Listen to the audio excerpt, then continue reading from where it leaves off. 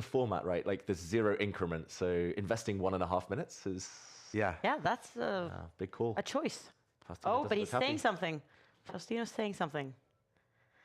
And we will see if we can hear it, what he's saying. Oh, great call by Sharapov. He's trading. His rook gave itself up for a bishop, so when the dust settles, black will have 2 pieces for the rook.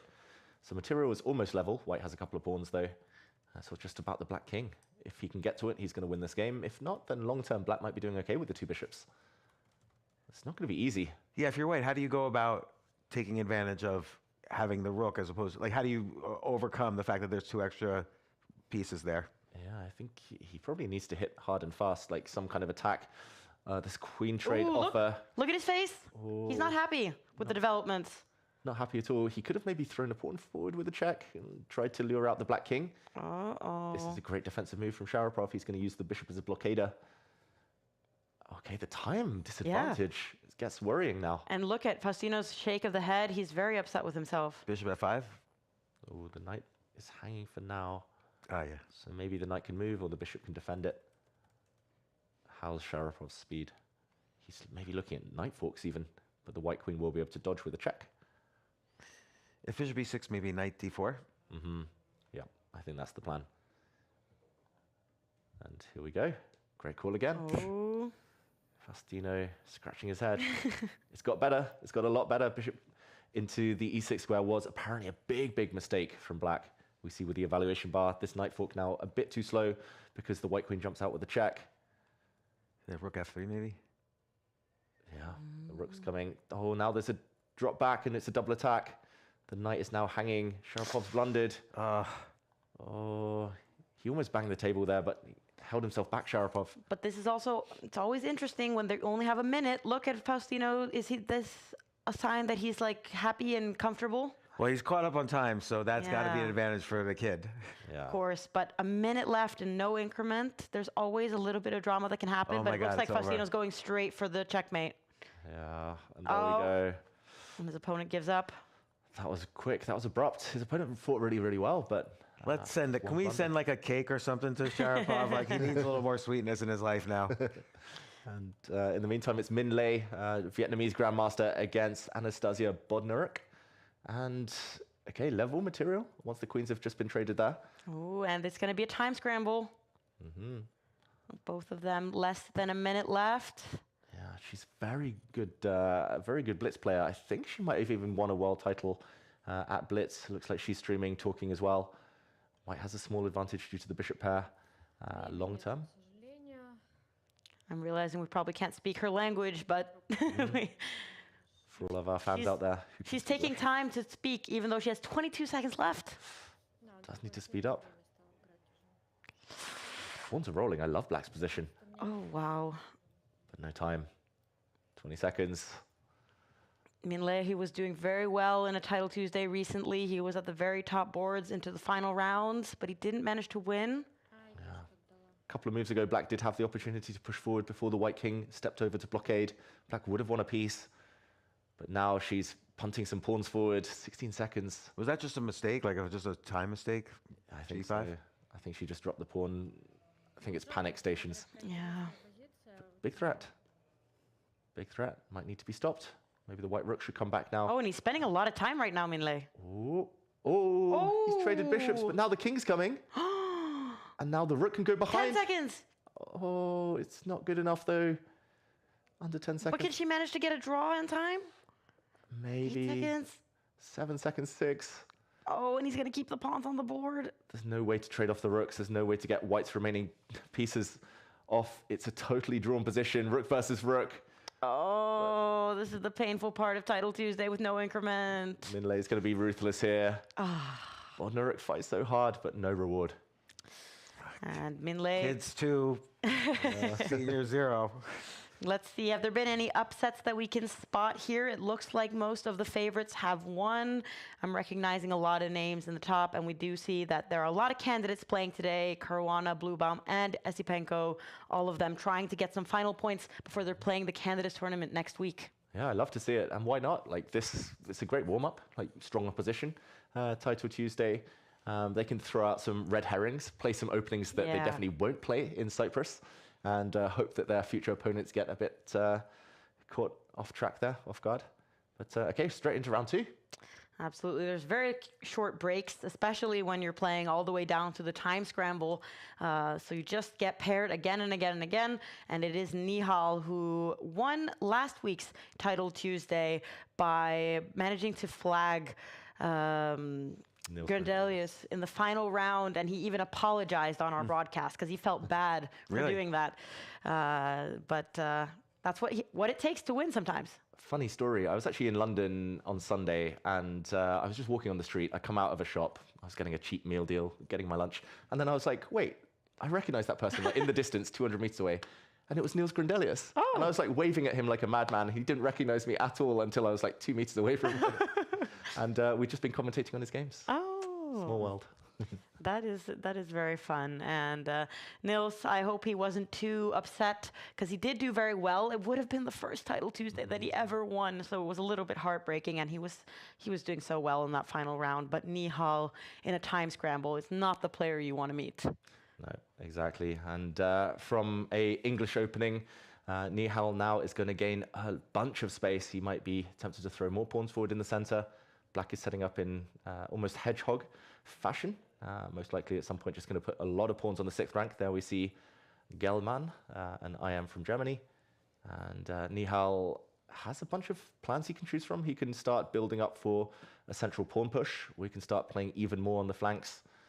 And yeah, he's quite an ambitious player, Nihal Sarin. He has just moved his queen a couple of times, so maybe yet to decide on a plan. But yeah, it's understandable why the evaluation bar says white is better. Just more space. Black is struggling for activity. But he's playing very fast, Gelman, and I see that he's played a lot of Title Tuesday, and he actually managed to get 7 points once, which is very impressive given his level. So he's at least pressuring Nihal on the clock. I mean, I've never seen somebody be up a minute this early on in the game.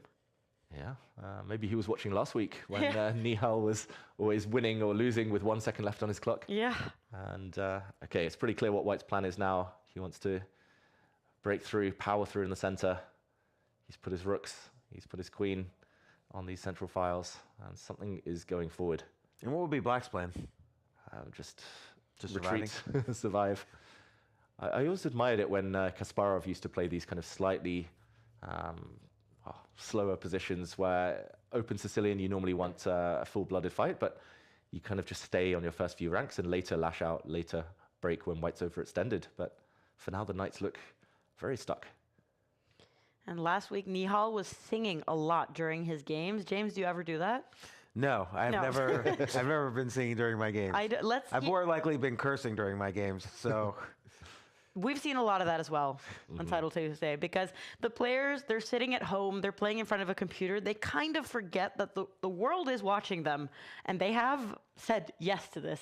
So sometimes they forget, and I think Nihal especially, I confronted him with his singing after he had won, and he was a little bit like, he kind of forgot that people were watching him. Yes, and I mean, isn't part of the idea of chess really is to be by yourself and not be having everybody watch you. I guess they used to sing it internally. Like I think we've all been there where we're sitting at the board and your opponent's thinking for 20 minutes and there's just this song going through your head. But now, I guess there's no reason not to sing out loud. Yeah, and Nihal was also like blasting music into his room as well. Oh, and he's going for something. But look at the time difference right now. He spent so much time on these moves, Nihal. Yeah, and I quite like the way Black's playing in terms of practicality. Like, sacrifice in the meantime. I was going to say, you're super solid, you wait for White to come at you, you don't spend any time, you just react to what your opponent does. The Black Knight's going to come forward and defend a square, but this is a big sacrifice, hitting the bishop.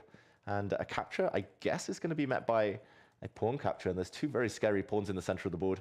Maybe the White bishop retakes with a target in mind. But that is... fighting spirit from... If the White bishop takes back, though, then just bishop e6, right? Yeah. I wonder why he didn't take. Ooh. I guess he just figured... Trust the GM.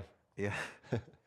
Yeah, taking it was indeed the best move, and White didn't have enough compensation. But now the game continues, and Nihal has improved some of his pieces. He's improved his knight. He's got a big threat now.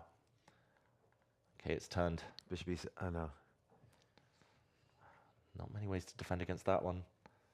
Maybe you have to, there we go, get your queen off the diagonal. Forcing an exchange. Okay, that's good news for Gelman, who's got rid of some white pieces. Like black's slightly less cramped the more pieces that come off the board. Suddenly open file, can't use it yet, but nice that the rook's control. Niehaus lost control. Yeah, and So it's kind of, would you say it's like equal now? Yeah, if anything, or the better trend- even, according to the evaluation bar we have at the top. Yeah. What do you think of that, James? Like the way to kind of communicate a situation on the chessboard using like a chess engine like this. Do you prefer having like a number, or do you think that this trying to use a word saying it's better for black?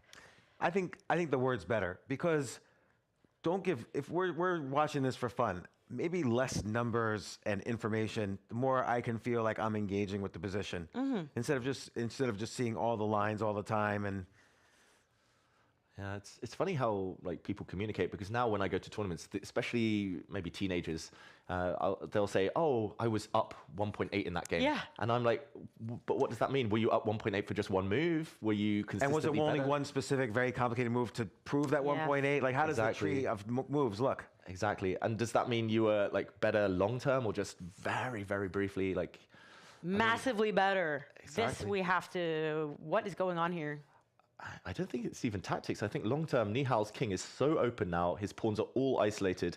If black can survive the attack, What is Gelman saying? He was saying something there. But it looks like a good attack for white too, right? Or no? oh, that was a key move. Pawn to f5 on the last move would have been so clever. White could not take en passant, as the queen would have been hanging. Ah. And the rook would have been hit. The pawn in the center would have been hit. Might not exist anymore. Still big advantage for black long term. I think I would advocate. Okay, but putting- F5 now though, right? Oh no, then there's takes and then queen takes E6. There might be some tactics as well. But he's getting pieces off the board. Like, I think this is good. Just keep it simple. He's got 1 extra minute. White's king is open, therefore in practical terms, harder to play with white. Checkmate can be prevented by just Oh, pushing the it pawn looks like forward. black. What's going on? It looks like black's winning everything. Yeah.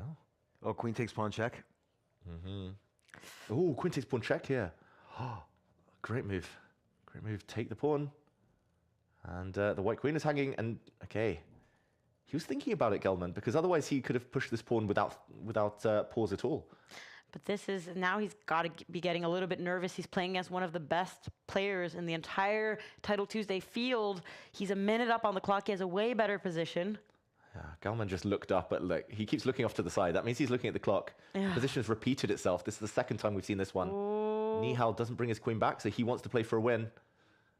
But He wants to 52 play for a seconds. win in this kind of ugly position with way less time. He grew up playing bullet chess, Niehaus Sorin, so I think he still believes it's complicated enough. I wish I could say I grew up playing bullet chess. Like that, what a great way to grow up. Yeah. Instead of going to the playground and just play bullet chess. It's addictive, though. It's very addictive. And, okay, the black rook's coming. Are there sacrifices? If not, then black can start grabbing pawns. He has slowed down a bit. The German international master.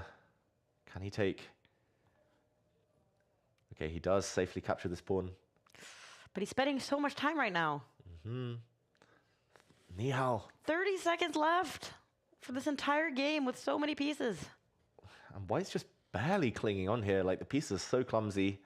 The king is so bare. But can the black pieces come out? Can the black knight ever enter the action? Yeah. And Niehaus, he is very good at creating chances for himself. We've seen him trick people in the most hopeless situations. Last week in the final round and winning Title Tuesday. Oh yeah, I thought I saw something. Yeah, he needs some tactics. He needs to trick Niehaus, and soon. But Gelman, he is a little bit worried because he is spending quite a bit of time right now. So there are some threats in the position that he must be worried about. Yeah, that's a great call. Just when in doubt, put the king in the corner. Knights are a king's best friend. The knight will defend. And, okay, so much action now on the 4th rank. Something's happening here. Someone's got a discovered attack, or who's pinning who? Here we go. The bishop drops back. Now just take everything off the board if you're Gelman. Just take all the rooks off. Make sure you don't get checkmated. And the time 15 advantage. seconds, 15 seconds. Oh, now he's allowing some scary background queen, checks. wait, queen C6? Whoop, great move. Ooh. Great move. Forces the white rook to go passive and block.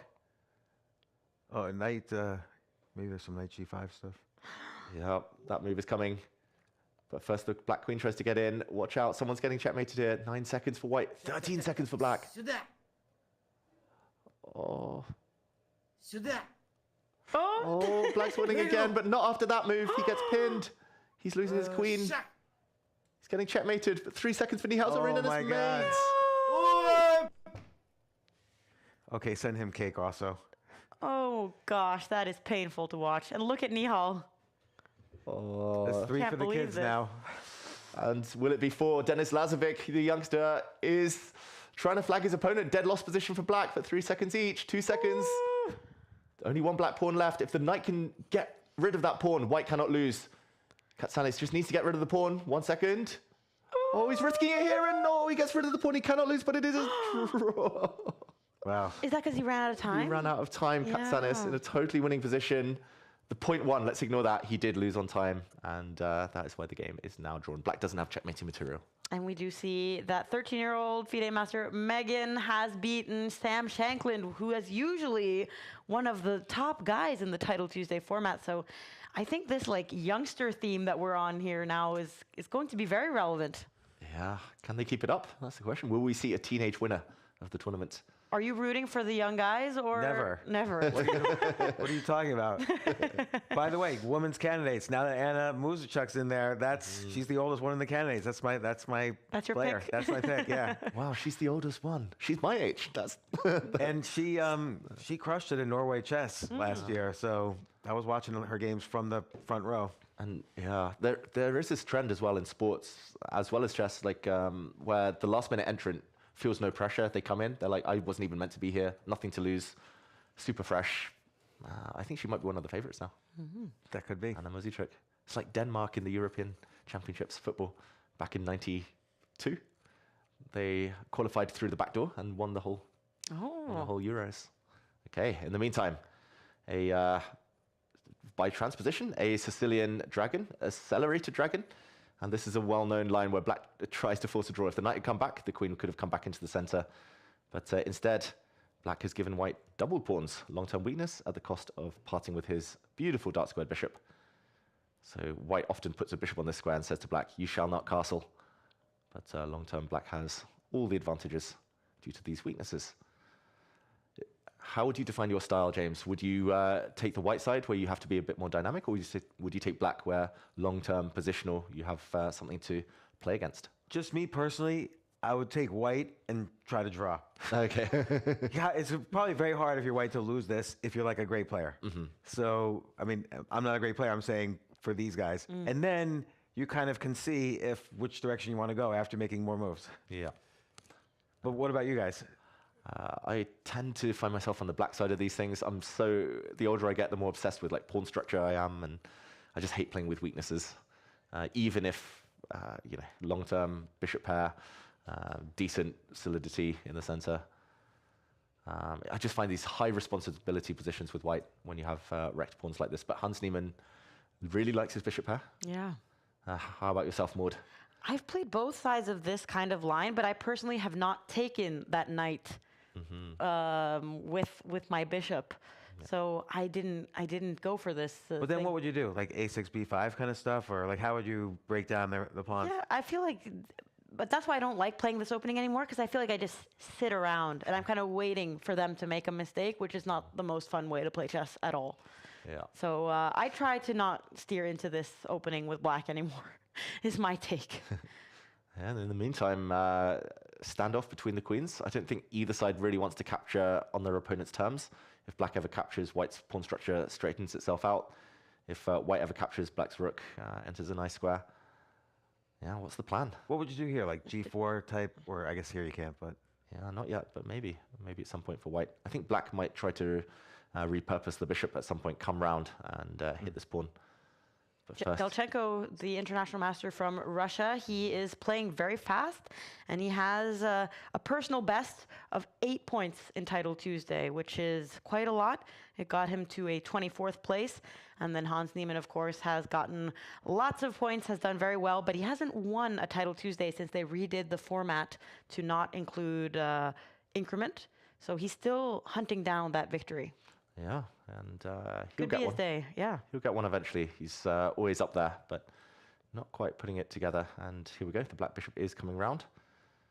That wasn't the best move, apparently, according to our evaluation bar, but very logical. Matvey bobbing his head. Sorry, he won Game Week 5 in the autumn split. I just realized that he did. He has won a title Tuesday already, but it's been a very long while since. Yes. Many, many, many weeks ago.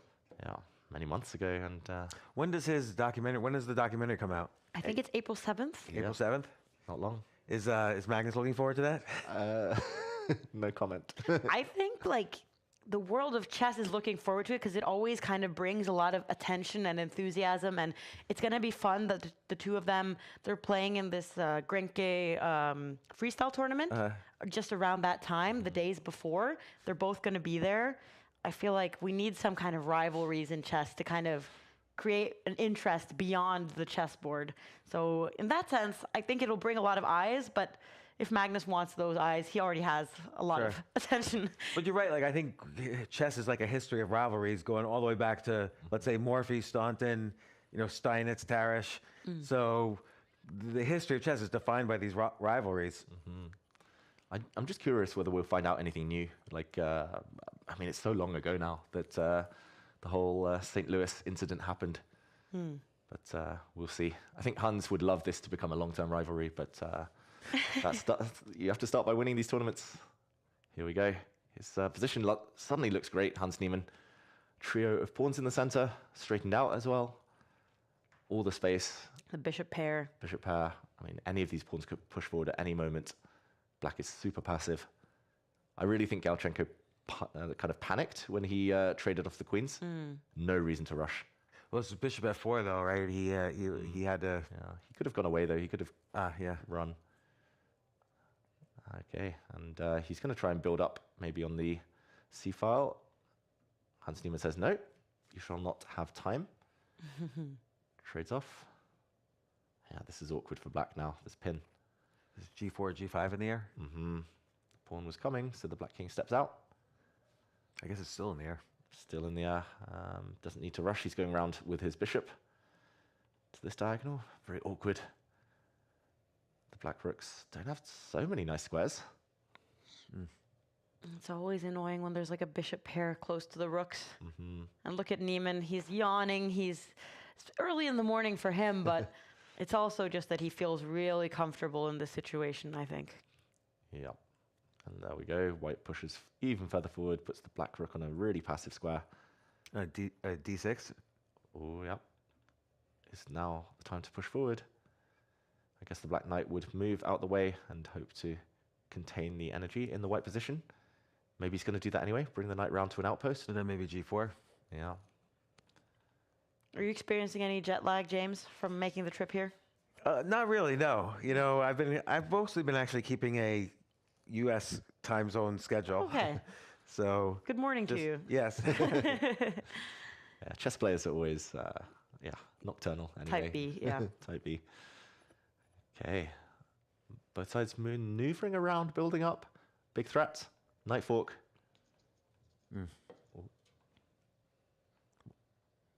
Could be some I wonder why I didn't do it. long-term damage. We're getting some sound from Niemann, but probably from earlier. Let's see if we can get it synced. Not saying much right now, though.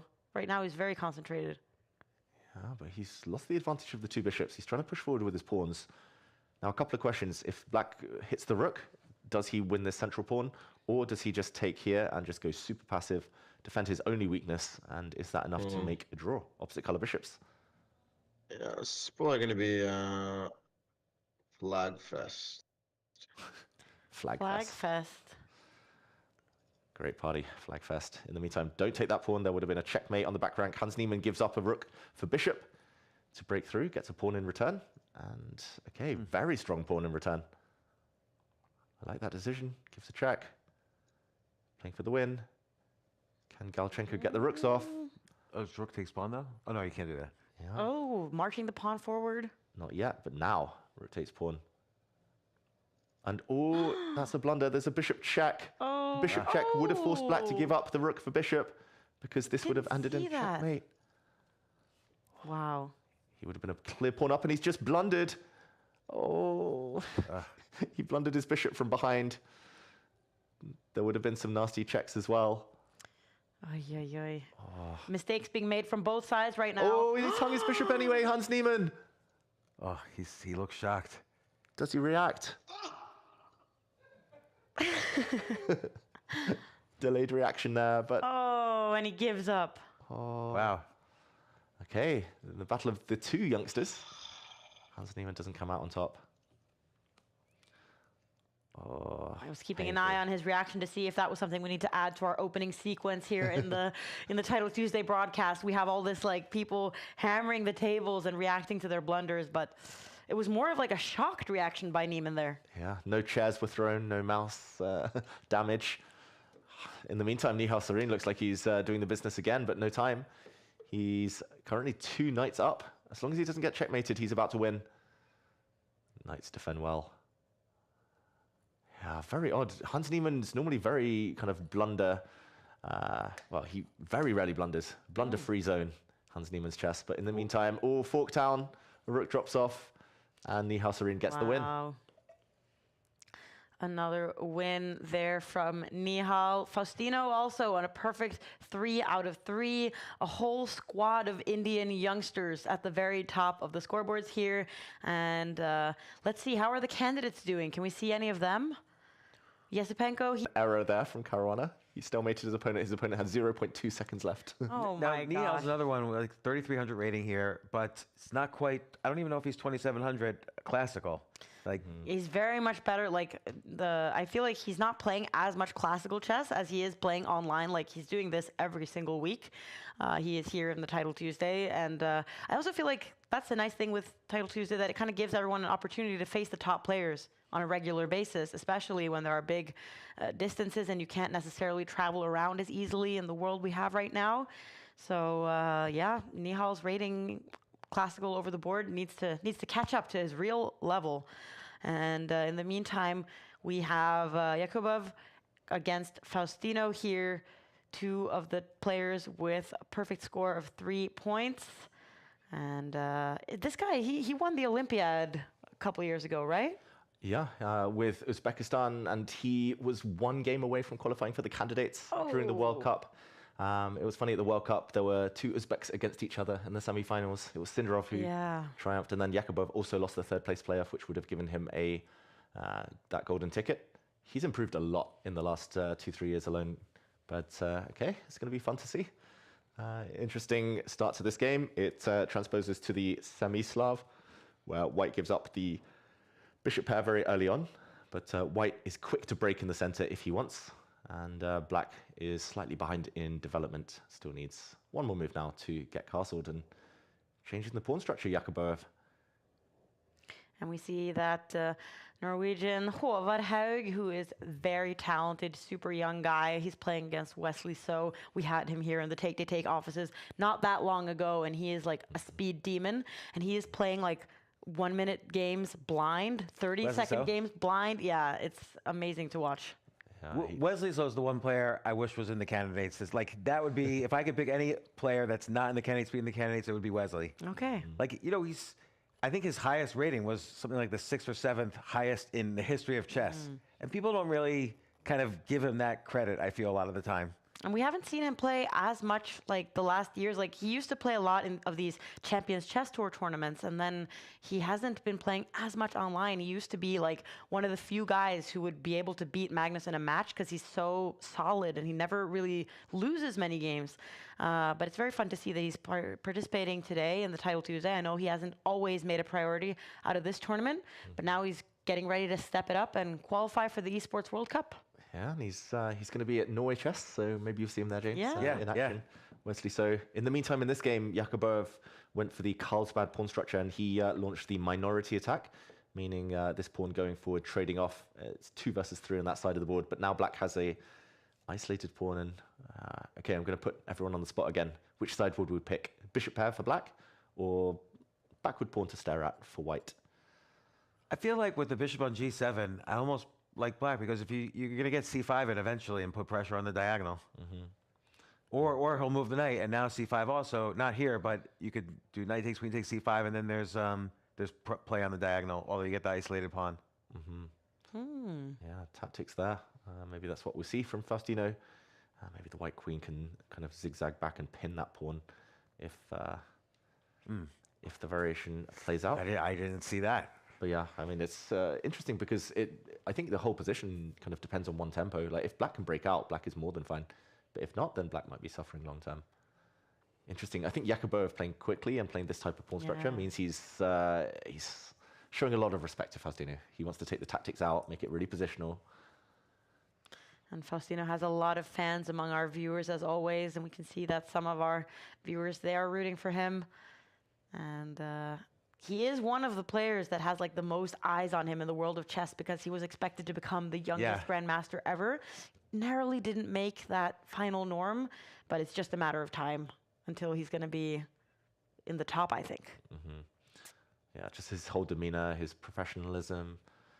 I like the fact that he's not like super locked into the chess. So he's actually got other interests. He's kind of very chatty, very. And you said he's been here on the broadcast? Yes. He has, yeah. We had him and Magnus here in the studio together, and it was very fun because Faustino, he's been compared to like the Messi of chess. So I asked Magnus, like, okay, what football player would you compare yourself to? And he picked Holland, of course. Like, but that's mostly because they're both Norwegian. And you should have these said guys are Ronaldo. Yeah, that's. I also thought that would have been more fitting. But in the meantime, he got that pawn to c5 break in, and now he's backed it up with his rook, with his bishop. He's trying to get pawn takes pawn forced here because you don't want c4. Yeah, protect the pass pawn. That would be a big one to allow. Yeah, I think most likely he needs to be pragmatic and take stuff off the board. But then white's definitely not better. Like, yes, black has an isolated pawn, but the bishops more than compensate.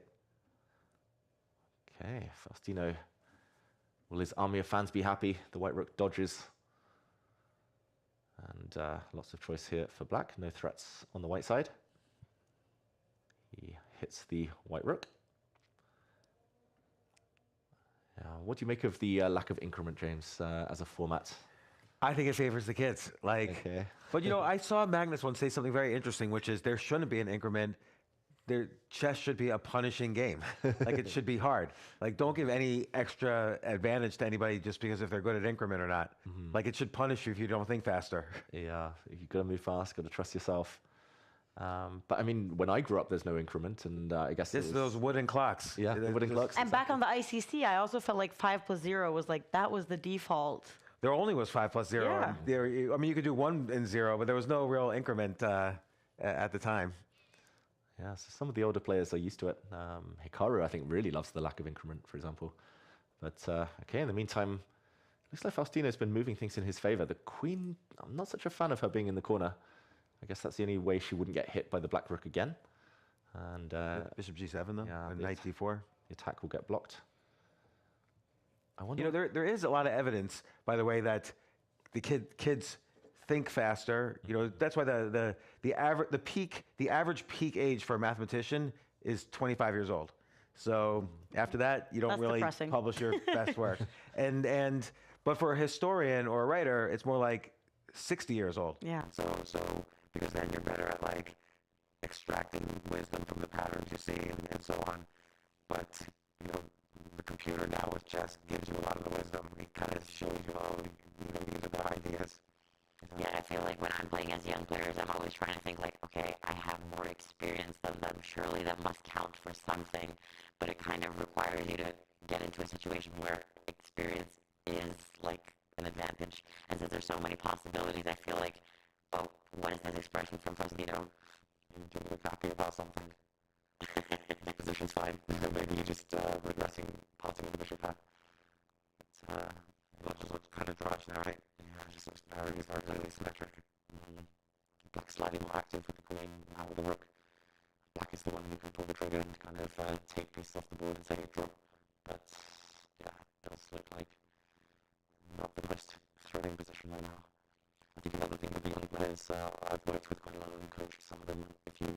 They trust their instincts more. Like, they're so clear in their convictions. Like, but if you ask them why, like, they'll say, oh, white's better. If we say why, sometimes they struggle to understand. They know it's either good or it's not. That's how they think. When we get older, we analyze, we overthink. It's interesting though, maybe confidence has a certain placebo effect that actually make you play better. Yeah, that's my theory. And do you think they know the history as well? Like, for instance, I saw your analysis a few weeks ago or months ago of Spassky. You attribute to him.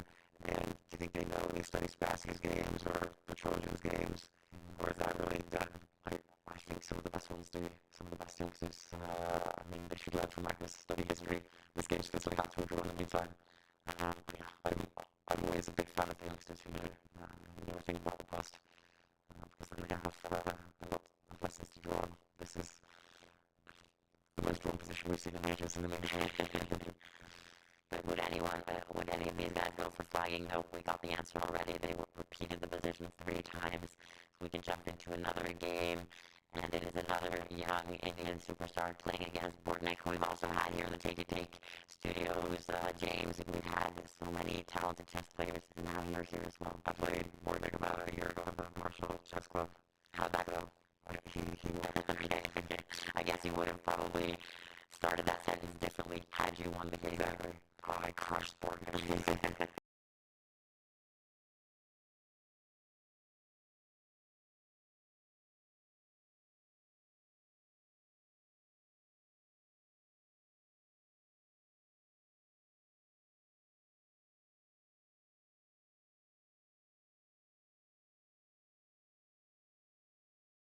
Decision. Young Luke from Tonka needs to get that rook off the board. Is this an internet disconnect? 10 seconds, No, that's heartbreaking. Rook takes rook. Still Maybe h4, right? But then the white bishop can take this pawn safely. That's heartbreaking. We've just jumped in. That is stroke of luck for Bortnick.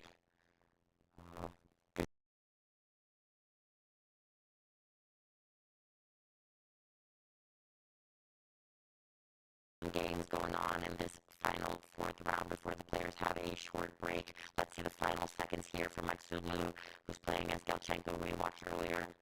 Okay, Chaos. up. He's doing very well, and Black's on the bishop, but it's all about the clock.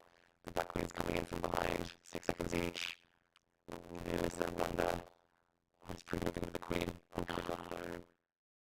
Now it's all about checks. Can he deliver a spike check and force your opponent to put an extra 0.3 of a second? 2 versus 1 second each. No time. I knew he was going to get flagged. It is. Black wins 0-1 for the second. That's crazy. Depressing. That is depressing, and it's crazy. It's like to play without increment in this Title Tuesday format. And now, after these 4 rounds, we can see that at the very top of the standings, it's your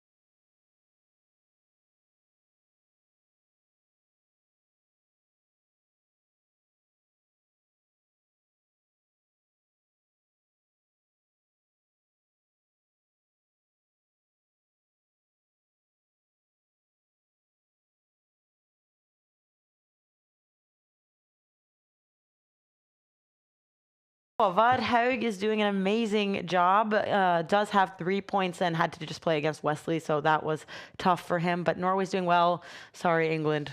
Nowhere to be seen. One day. Now, David, if you are a resident of Norway, could you have the Norway flag? Ooh. I don't know. I think we go according to the FIDE flags, and I think I need to live even longer in Norway. They're very strict here if I were to do that, but I'm English. I was born there, and I still play for the team. I can't help. And Can't help it. do many of the viewers know you're the youngest Grandmaster ever in England when you became a GM, right? Yeah, if they didn't know that, they know that now. My record was surpassed recently, broken. But Like Michael Adams and Nigel Short were a little older. old timers, yeah. No, but they're the real legends of English chess. All right. Well, while the players are having a small break, we can take a look at the Take app. James, we want to show you what's been going Yeah, on here I in the wanna see it. offices. Yes. So I've got my screen currently sharing. So this is the Take app where we have a feed of people's activities. Here we have Sindre, who lost his game, and different members here of the Take team who have posted their things. And I also see here this challenge, David, that we were talking about last week, the B for Brilliant challenge, which is about getting as many brilliant moves as possible. You're back on top. I'm back on top. That is So wait, because, how do you play it? I'm sorry, I don't know the rules for this one. Yeah. You connect your chess profiles to this app, the Take app, which we do have the QR code for at the top of our screen, and then your games that you play are like fed in here, and then it analyzes to see who has found the most brilliant moves I see. in the time that we have allotted here. That's neat. That's a good app. It That's a ends good in 10 days. contest. Ends in 10 days. So you have time, David, but you're currently in front of the next guys here. Look at me. I'm doing so badly. I think I played like 10 games and I only found one brilliant move. Maybe you're a Heartbreaking. more positional, strategic player. Maybe you'll win most strategic move. Find the most strategic I need to move. join a different challenge. This one Find the isn't, best endgame move. this isn't made for me. But what I also can do is I can look at my personal stats to see how that's going. And I'm trying to make some like takeaways because I'm playing the Reykjavik Open on Thursday. So I need to kind of figure out like what should I take with me. And it's saying that my most successful opening is the Sicilian defense with white and the Sicilian defense with black. So that's all I know. Specialist. That's impressive. And my opening play was very sharp, and I'm getting some different information here about how I am playing. So it's going to be interesting to see, like, as this app is developed, to get even more like insights to know how I should improve my chess. So it says you play most accurately with the white pieces instead of the black pieces. Does anybody play? Is that an average discount with the black pieces compared with the white pieces? Like, what's your accuracy, white versus black? Yeah, I'm not sure. Maybe you should go onto my profile and check. Can I see you? Maud. Or can I only see myself? But I know results-wise, I've analyzed these types of things, and I mean, even the top pros in the world, in classical chess, they'll win only maybe 55% with white, and it tends to be under 50% sometimes with black. But I wonder though will that also mean your accuracy is lower? So yeah, black assume. starts off with like a slight disadvantage. So And I assume if results are worse, then accuracy must be impacted. And I'm also very surprised to see here that my endgame is good because usually I never try to trade off the queens. Like, that's part of my strategy. I shouldn't even be saying this because I'm playing this tournament this week. But now every I'm- kid's gonna be like trading queens. I with get you. so stressed if there's like an endgame because I get worried that like I'll end up in something that's not possible to win. I feel like if I have a queen, I can always like make some kind of trick or something will happen. But apparently, I'm not as bad at endgames as I thought. So that was at least encouraging to see. But other than that, you can also see if people are currently playing chess, and you can see different people's game sessions. David, you were apparently playing 21 hours ago. How many games did you then play? Spying on me, Maud. I only played 4 games. That is 21 minutes. a record low for me. That is a record low. We've seen David play for like 60 games in a row in one sitting, which was absolutely crazy. And David, I've watched your take games on Title Tuesday. I feel like you're too self-deprecating. Like as soon as you make one bad move, you're like, oh, there I go again. I can't play anymore. Yeah. I'm gonna retire and be a florist. This is good feedback, and actually it's something that, like, even when I was more active as a player, people would point out to me. Like, even Magnus, he was like, just why are you doubting yourself? You're still better. Like, yes, you made a mistake and you have to work a bit harder, but you still have an advantage, or, oh, you still have a fine position. Yeah, Magnus always jokes that I play best when I turn off my brain, when I have 1 minute left on the clock, and I just trust my self. Overthinking is the worst thing you could do. So how can you avoid that, or how can you change it? A lifetime of training and sports psychologist. That's my big regret from my playing days, is that I never spoke to a sports psychologist. I think Vincent Kamer has said that he has spoken to a sports psychologist, because I think like the mentality that you go into in like very serious games and tournaments, and like how you face pressure is incredibly important. And here we see him playing against Wesley So. And Gukesh is known to Yes. do a lot of sports type coaching or use Absolutely. that. So I'm sure that it's very important in many sports, and I feel like the chess world was almost a bit late to kind of make that realization. There was a stigma about it. Like people would say, "Oh, there's nothing wrong with me. I'm performing my best," but there's always better. And this King's Indian defense, rare guest in Wesley So's repertoire, has now provoked Vincent Keimer into jumping into the center, hitting the black queen, asking for an exchange, and maybe he would take away here, take towards the center, and open up a line for his rook against the backward pawn. Some tactics there, though. Not quite clear what's exactly happening. After the knight exchange, black can take a pawn in the center, try to hit some pawns with his queen. Wesley's calculating, but needs to speed up. Interesting move. Like, I very rarely see... Have you seen knight d5 before? No. Not in this exact position, but even in general, it's quite a rare concept in the King's Indian, where piece trades are quite, often only come into effect a bit later. Oh, and here we see Wesley sitting in the dark, it would seem. And Vincent, he has more lights on in his room. The Dark Knight. Yes. Okay, big hit now on the white pawn. What to do? He doesn't really want to take the knight, I guess, because then black gets a beautiful unchallenged dark squared bishop. But what else? Does he have to trade off bishops? Maybe replace it with a queen with a check. And then defend his pawn. It's also interesting to see, like, if this move was kind of new by Vincent, that he's willing to use it in Title Tuesday. Like, if this is a good move that perhaps hasn't been studied at the very top level just yet, it says something about how important Title Tuesday is to these players, that they are willing to kind of use newfound resources on what is essentially a blitz online game. Yeah, I used to use Title Tuesday as the opposite. I would play lines that I knew were bad, just so that my future opponents would think I was... Crazy. Exactly. But they would underestimate me in the opening. Okay. In the meantime, a check. And if the black king moves back, or if this gets blocked by a pawn, white might just defend with his knight. Ooh, much better now suddenly for Vincent Keimer. Maybe there's something even better. Oh, he hits the knight. Oh, and where is it going to go? Knight takes pawn. Is he just going to attack that knight, which has no good escape squares? Wow, that's clever. And then he's going to pin it and win it. Wow. Oof, that's bad news for Wesley. So if he moves back with his knight, for example, then the white rook is going to start hitting pawns. But then knight e5. Yeah, the game goes on, but I don't think it's what he planned. And Wesley is going to be struggling with his development for quite a while more. Oh, and he goes to the side instead. Oh dear, that does not feel good. Where's that knight going next? He wants to carve out the c5 square for his knight. Can't get there yet. Okay, good start for Vincent Keimer.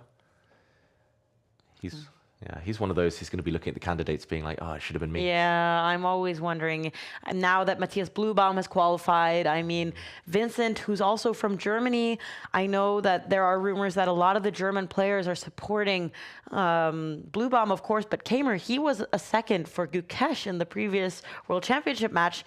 Can he support a candidate? Would that be okay? Conflict of interest, maybe? Yeah. And it's interesting. And it could have been him, because he actually had that direct encounter against Bluebaum in the Grand Swiss. Totally winning position, one move blunder, and allowed Bluebaum off the hook. How long does it take to get over something like that? Lifetime for me. No. Then he needs to talk to a mental coach. Exactly. But okay, white's just getting ready to So double up. knight g5 here? Yeah. I think knight g5 as well, even on the previous move, like there were tactics like bishop takes bishop, and then the knight coming in and rook takes pawn ideas, but he's setting it up. Oh, and Galchenko, who we've been following in several games now, who just won on time in the previous game, and now he wins in just 30 seconds. So he's doing very well today, the Russian international master. Wow, 16 moves No, against. knight g5 here. Oh, ho, ho. What do you do? Can the knight come in? Knight g5, bishop b7, bishop b4. Or bishop b5, I mean. Oh, wow. So the knight comes in, the black bishop has to try and save itself, go back, and white could have jumped in. That was very, very strong, James. You should be playing this week. You're on fire. Yeah, I practiced my tactics before I came Yeah. here, so I got. You have a very tactical view. Like when you're suggesting moves, it's always something kind of crazy and something very tactical. That's because positionally I'm horrible, so I have to do something. Chess is 99% tactics. That's what they say. I think he just got so attracted by this free pawn that he's about to win, Vincent, that he got distracted from the beautiful outpost the knight could have sunk its teeth into. Instead, just a pawn up. Everyone and anyone would benefit from a good mental coach. I agree. Yeah. I agree. Chess players, we need to stop being stubborn. That's why Gukesh was so smart. Like, I guess he used Paddy Upton, who's this cricket coach, and who didn't know anything about chess. But you don't need to necessarily know about chess to be a sports coach. Yeah. It's more about like the situation of like having a lot of pressure, being quite young, playing a world championship match. Like those experiences can be very related to other sports as well, I'm sure. But yeah, probably a very, very good idea by Gukesh. In the meantime, Wesley So is suffering. Not much to do. I guess he's going to try and take this pawn at least and hope. Then rook takes. But the white rook gets in, yeah. And then there's all sorts of threats on the 7th rank. Okay, he hits the queen. She is a bit stuck, but she's going to grab this pawn. So 2 pawns up now, Vincent. Yeah. Just to get the queens off, Wesley was willing to give away 2 tempi with his rook. Hitting this pawn now. If he can get this pawn and bring his knight back, then maybe some drawing chances. Okay. Feels a bit unlikely. But Vincent has so much time, and look at this move. Must have done some calculation now to see if that pawn is going to make it all the way over. Should there be a trade? Yeah, it doesn't even take it. Bishop b5 here. Oh, James with all the tactics. That's a beautiful move. And then checkmate on the back rank. No. Is that just a knockout? It does look super strong. He must see that, right? Because then he wins a piece. It's winning. You know, James, sometimes when we have visitors here, they are playing in like Magnus's office if he's not here. And oh no, it didn't do it. He sees the right idea. Like bishop takes pawn, there's still back rank checkmate, but he wants to do it with the pawn instead. Oh. But Maud, you were saying, yeah. No, but sometimes we watch players sitting in the booth here, and some players do way better than they usually do. And now I feel like now that you're sitting here in the studio and you're calling all these tactical moves, don't you think you would have done well? How many points did you say you expected of yourself? 2 points? You must be able to get I'm more going than for that. 3 points if I'm playing Title Tuesday. Yeah. Nice. Because you know what? Also, though, when you're actually playing, to be fair, you get Yeah. nervous. Yeah, yeah. So Definitely. And especially when you're sitting in Magnus's office with his picture of his wife on her wedding day next to you. you don't feel the power, though, of being in Magnus. Like, I'm in Magnus's office. Nobody's going to beat me. Yeah. But yeah, it's always nice. Like that's why I prefer commentary. You kind of have, you relax, you see things that you otherwise wouldn't see. You can be nice and objective, Yeah. no emotion. But in the meantime, Vincent's doing a great job of converting his advantage. F4s. Okay, from a strategic perspective, wouldn't that? Oh, that was good too, obviously. Yeah, he comes in though. He's got more pawns in mind. 3 pawn advantage. This knight is hit. This bishop is hit. I think that might be game over. There we go. Wow. Vincent Keimer, one-sided Very game. solid game. Very impressive. Wesley just maybe a bit too passive in the opening. Absolutely. And So that 19-5 though was interesting because you kind of had to do knight takes knight. It seemed. Yeah, I think Wesley, the King's Indian defense, it's never really been something he's gone to. So maybe experimenting a bit too much. Wasn't one of Hikaru's famous King's Indian wins against Wesley? It was like Wesley and Gelfand and Anand. It's like Hikaru's 3 big King's Indian wins. And he won against Kramnik a few times in a row. He used to always get beaten by Kramnik in the King's Indian. Suddenly he turned it Really around. Wow. He won like 4 games in a row in classical chess as black. And look at the crowd we've got at the perfect 5 out of 5 points right now. I mean, this Galchenko guy, who really is not one of the most known names in this field, is doing very well. And then in addition, we've got Arjun Erigaisi, we've got Bortnik, who's always doing well in Title Tuesday, it feels like. Shimanov. Yeah, there's becoming a more of a split now between the very top and the guys who are following. Yeah, and a couple of games remaining, just the flag fest in the Yes. other games. But yeah, it looks like the fabulous 5 right now. And okay. No, I thought there was... Yeah, I it thought was it just was Cameron got a changing. little bit better tie breaks Yeah. from someone he played doing better. And in just a moment, we're going to have the 6th round pairings. But there's always this also question, James, like, will anyone manage to get a perfect 11 out of 11 score? It's only been done once by Magnus on the 11th once? game week. I didn't know that. After they changed the format Okay. to not have the increment. It's very, very difficult because you have to avoid all these time scrambles. You kind of have to be a little bit lucky to win every single game. You know, I guess the argument against, or the argument for the increment is that the quality of the games is better. But I think if you're playing blitz to begin with, you're not, like, quality is not the first. Yeah. It's not like where everybody's like reading books of Title Tuesday games or anything. No. It's not the Absolutely. candidates tournament. Yeah, and the other thing is that it gives us a very predictable time when the next round is starting because the game only lasts exactly 10 minutes. And here we're going to see 2 of the top guys playing against each other. Nihal with 4.5 points. He has a huge incentive to try to win and pass Kamer. Okay, and we're going to see a Tarash variation of the Queen's Gambit declined. Which structure are we going to go for? Is White just going to support his pawn in the center? Bringing the bishop out is a trendy move, tricky one. Normally they capture in the center, and after some exchanges, the White Queen coming out, they call it the Berlin of 1d4. Very, very heavily analyzed. So Nihal is going to take back. Is it very drush, the same way the Berlin is? Yeah, often the queens, there were some variations where the White Queen comes out and later takes the Black Queen. The Black King gets lured off its starting square, but yeah, Nihal tends to try to avoid mainline theory. And it's actually transposed to a variation of the English opening. But okay, we'll see who this favors. Will Nihal just continue developing his pieces? Will he bring his rook out, maybe? It's likely to get a symmetrical pawn structure once these 2 pawns disappear. Okay, he plays the waiting game, not bringing out his bishop, just waiting for black to take first to save a tempo. And You know, people always say that in this case to save a tempo. Does the tempo really mean anything? Like, It's a pride thing, I think. yeah. We don't want to be seen that we're losing tempi. yeah. Ooh, Oh, Uh-oh. maybe it's the pride is costing him too much now. wants to trap this rook. So what's bad about this? Looks logical. Knight a6. Yeah, but it can't just be a defensive move because White can take this pawn back and say, okay, it's equal again. Okay, Vincent finds a good move. Maybe he's just going to break out in the center. And actually, if black gets this move, hitting the bishop, he can also get this move and the knight is trapped. Oh. Wait, there must be tactics. Maybe when the queens come off the board, White's knight does have an escape square. They're both sitting in the same way with the resting their head in their hands. Kind of looks like they're playing a classical game when they're sitting like that. Oh, so now there's a threat. Big, big threat. Just knight d6, though. Yeah, the knight can come in. It might get pinned. Might get pinned, though. Yeah, the threat is to push this pawn and then to trap the white knight. Oh, maybe b4. I like this one. No retreat. Hit the bishop. That's quite a logical one, I think, as well.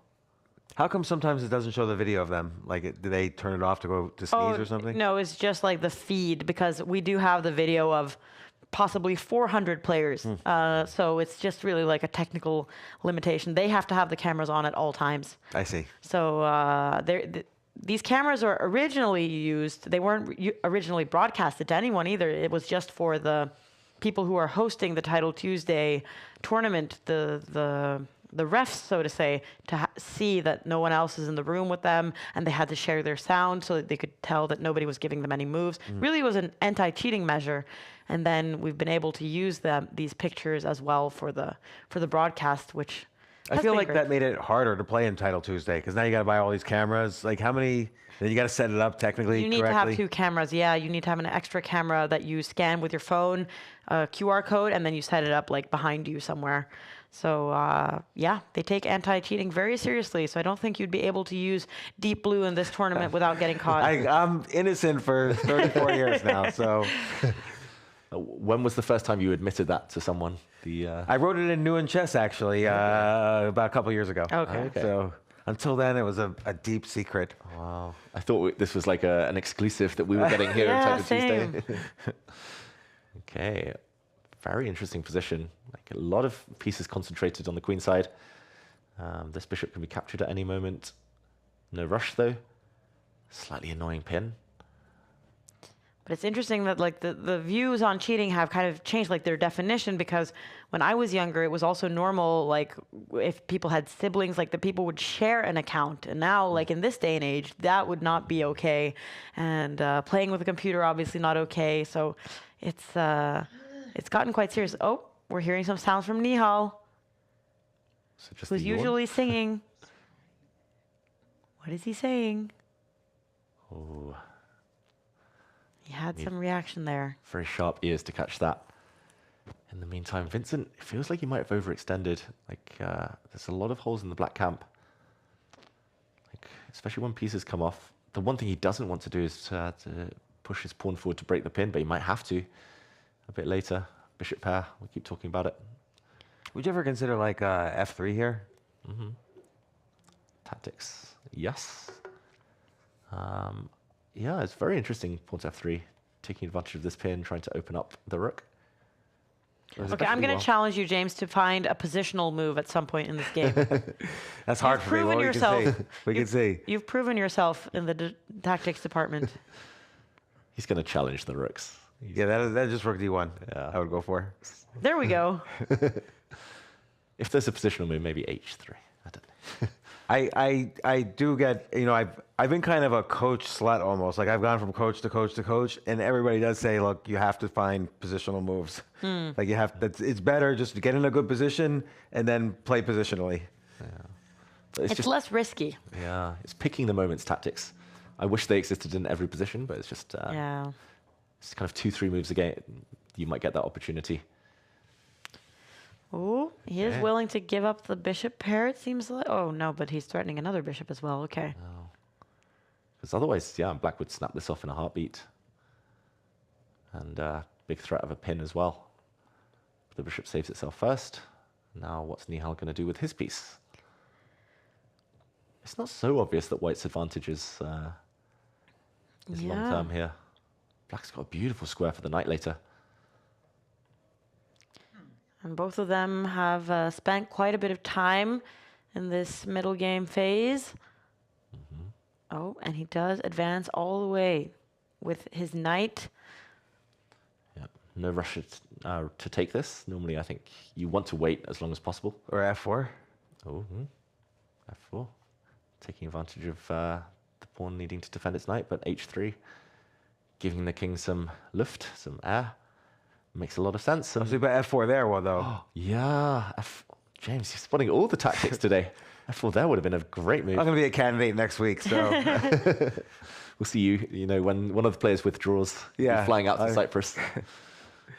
Okay, some exchanges, but now black's better. The advantage has changed hands. Just this pawn alone is just super strong if it can stay on the board. Oh, massively better according to the chess engine. And Vincent, he has almost the same amount of time as Nihal now. He was a minute down earlier. So Nihal has been spending a lot more time as the game has started to go into Keimer's favor. Yeah, now knight takes pawn. There are tactics on the board. The black knight would come and hit the white rook. The white rook would be forced to step just to defend its Oh, knight.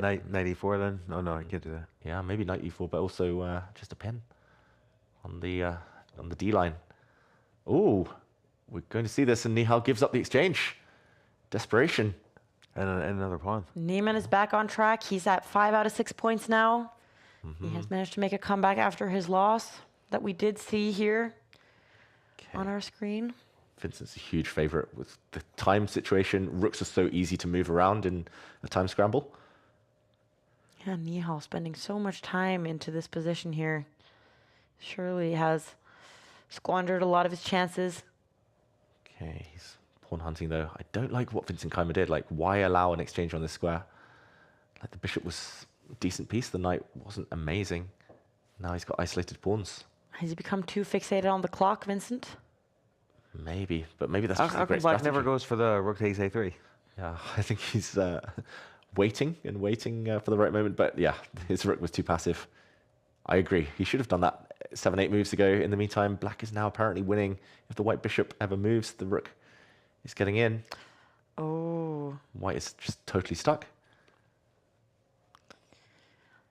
Okay.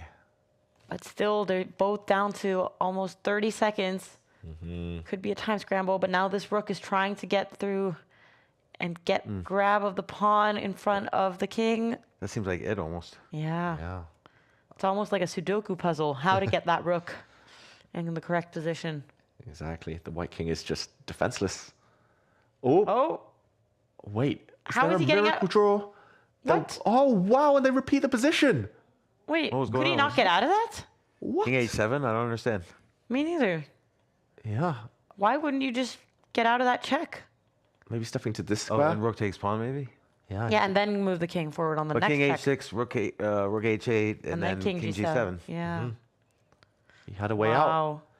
Okay, will we see a perpetual check here? White's a rook down. Will Fedosseyev flag Duda? He's not going for the draw. Oh, look at Duda. Or is he? Duda looks so upset. We've seen Duda curse before and gets flagged. Oh, and there's some curses coming here as well. Sadly, we cannot hear them right now, but we can see it on his face. Yeah. And we've heard him say it before. I won't repeat it. But he's not one to keep quiet when he's upset with results. And learn that's some Polish. yes. And that does mean that we only have 2 guys on the perfect 6 out of 6 so far, and that is Bortnik and Arjun Ergaisi. They are the only 2 who have won all of their games. Oh, I see that Håvard Haug, the Norwegian hope, the Norwegian youngster. I think he is maybe 15, 16 years old. Very impressive with 5 out of 6, actually in front of Hans Niemann there, who also has 5 points. But it is up to the 2 players with 6 points to see who will remain at the perfect score. Okay, Arjun Ergaisi against Alexander Bortnik.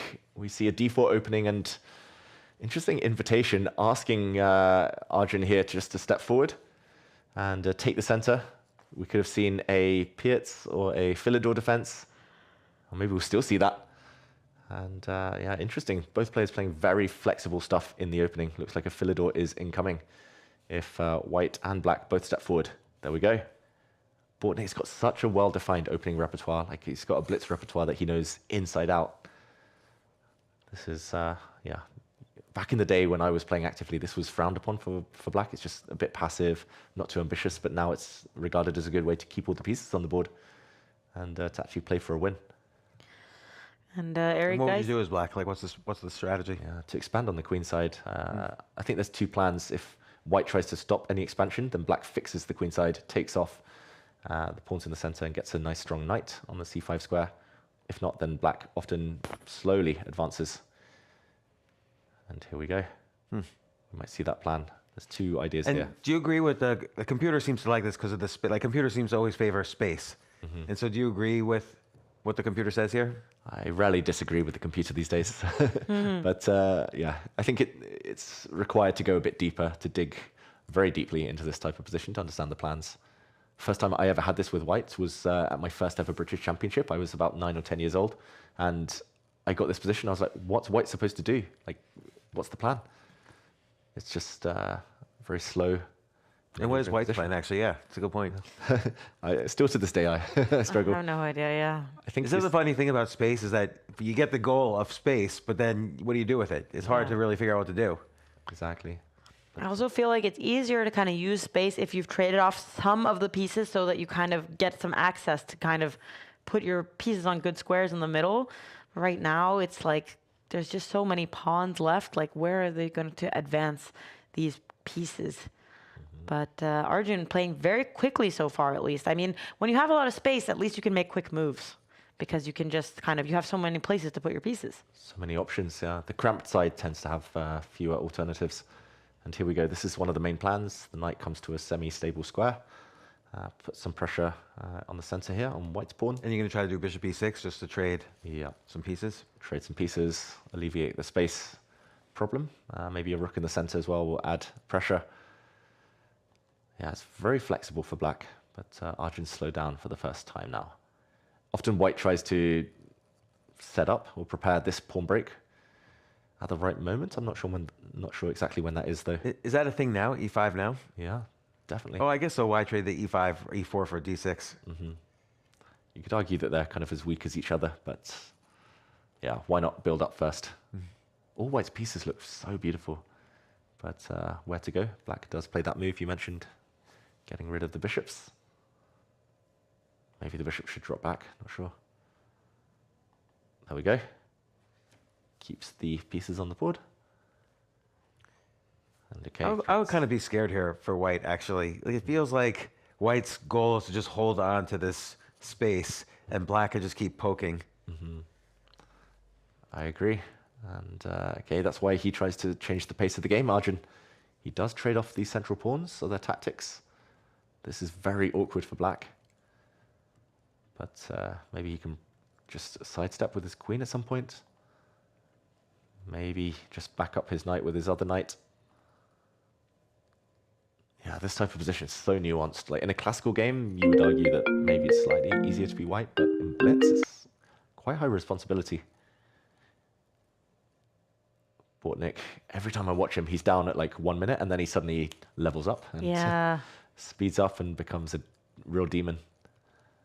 Bortnik, he has gotten a lot of good placements in Title Tuesday. Arjun still hasn't won and would love to get a lot of points. I've seen Arjun be among the top 10, getting some points for the Champions Chess Tour standings, but he would obviously love to do even better. He has been one of the top 5 players in the world for a really long time now, Arjun, so it's always a little bit surprising that he actually seems to be performing better over the board and in real life than online. He's been over 2,800, right? Yeah. Yeah, he was number 3 at one point, or number 2. Yeah. It does feel like he's regarded as like a bit of an Iceman, no nerves and everything, but in critical rounds he has faltered a few times. Yeah. Almost making it to the candidates on several occasions, never quite getting there.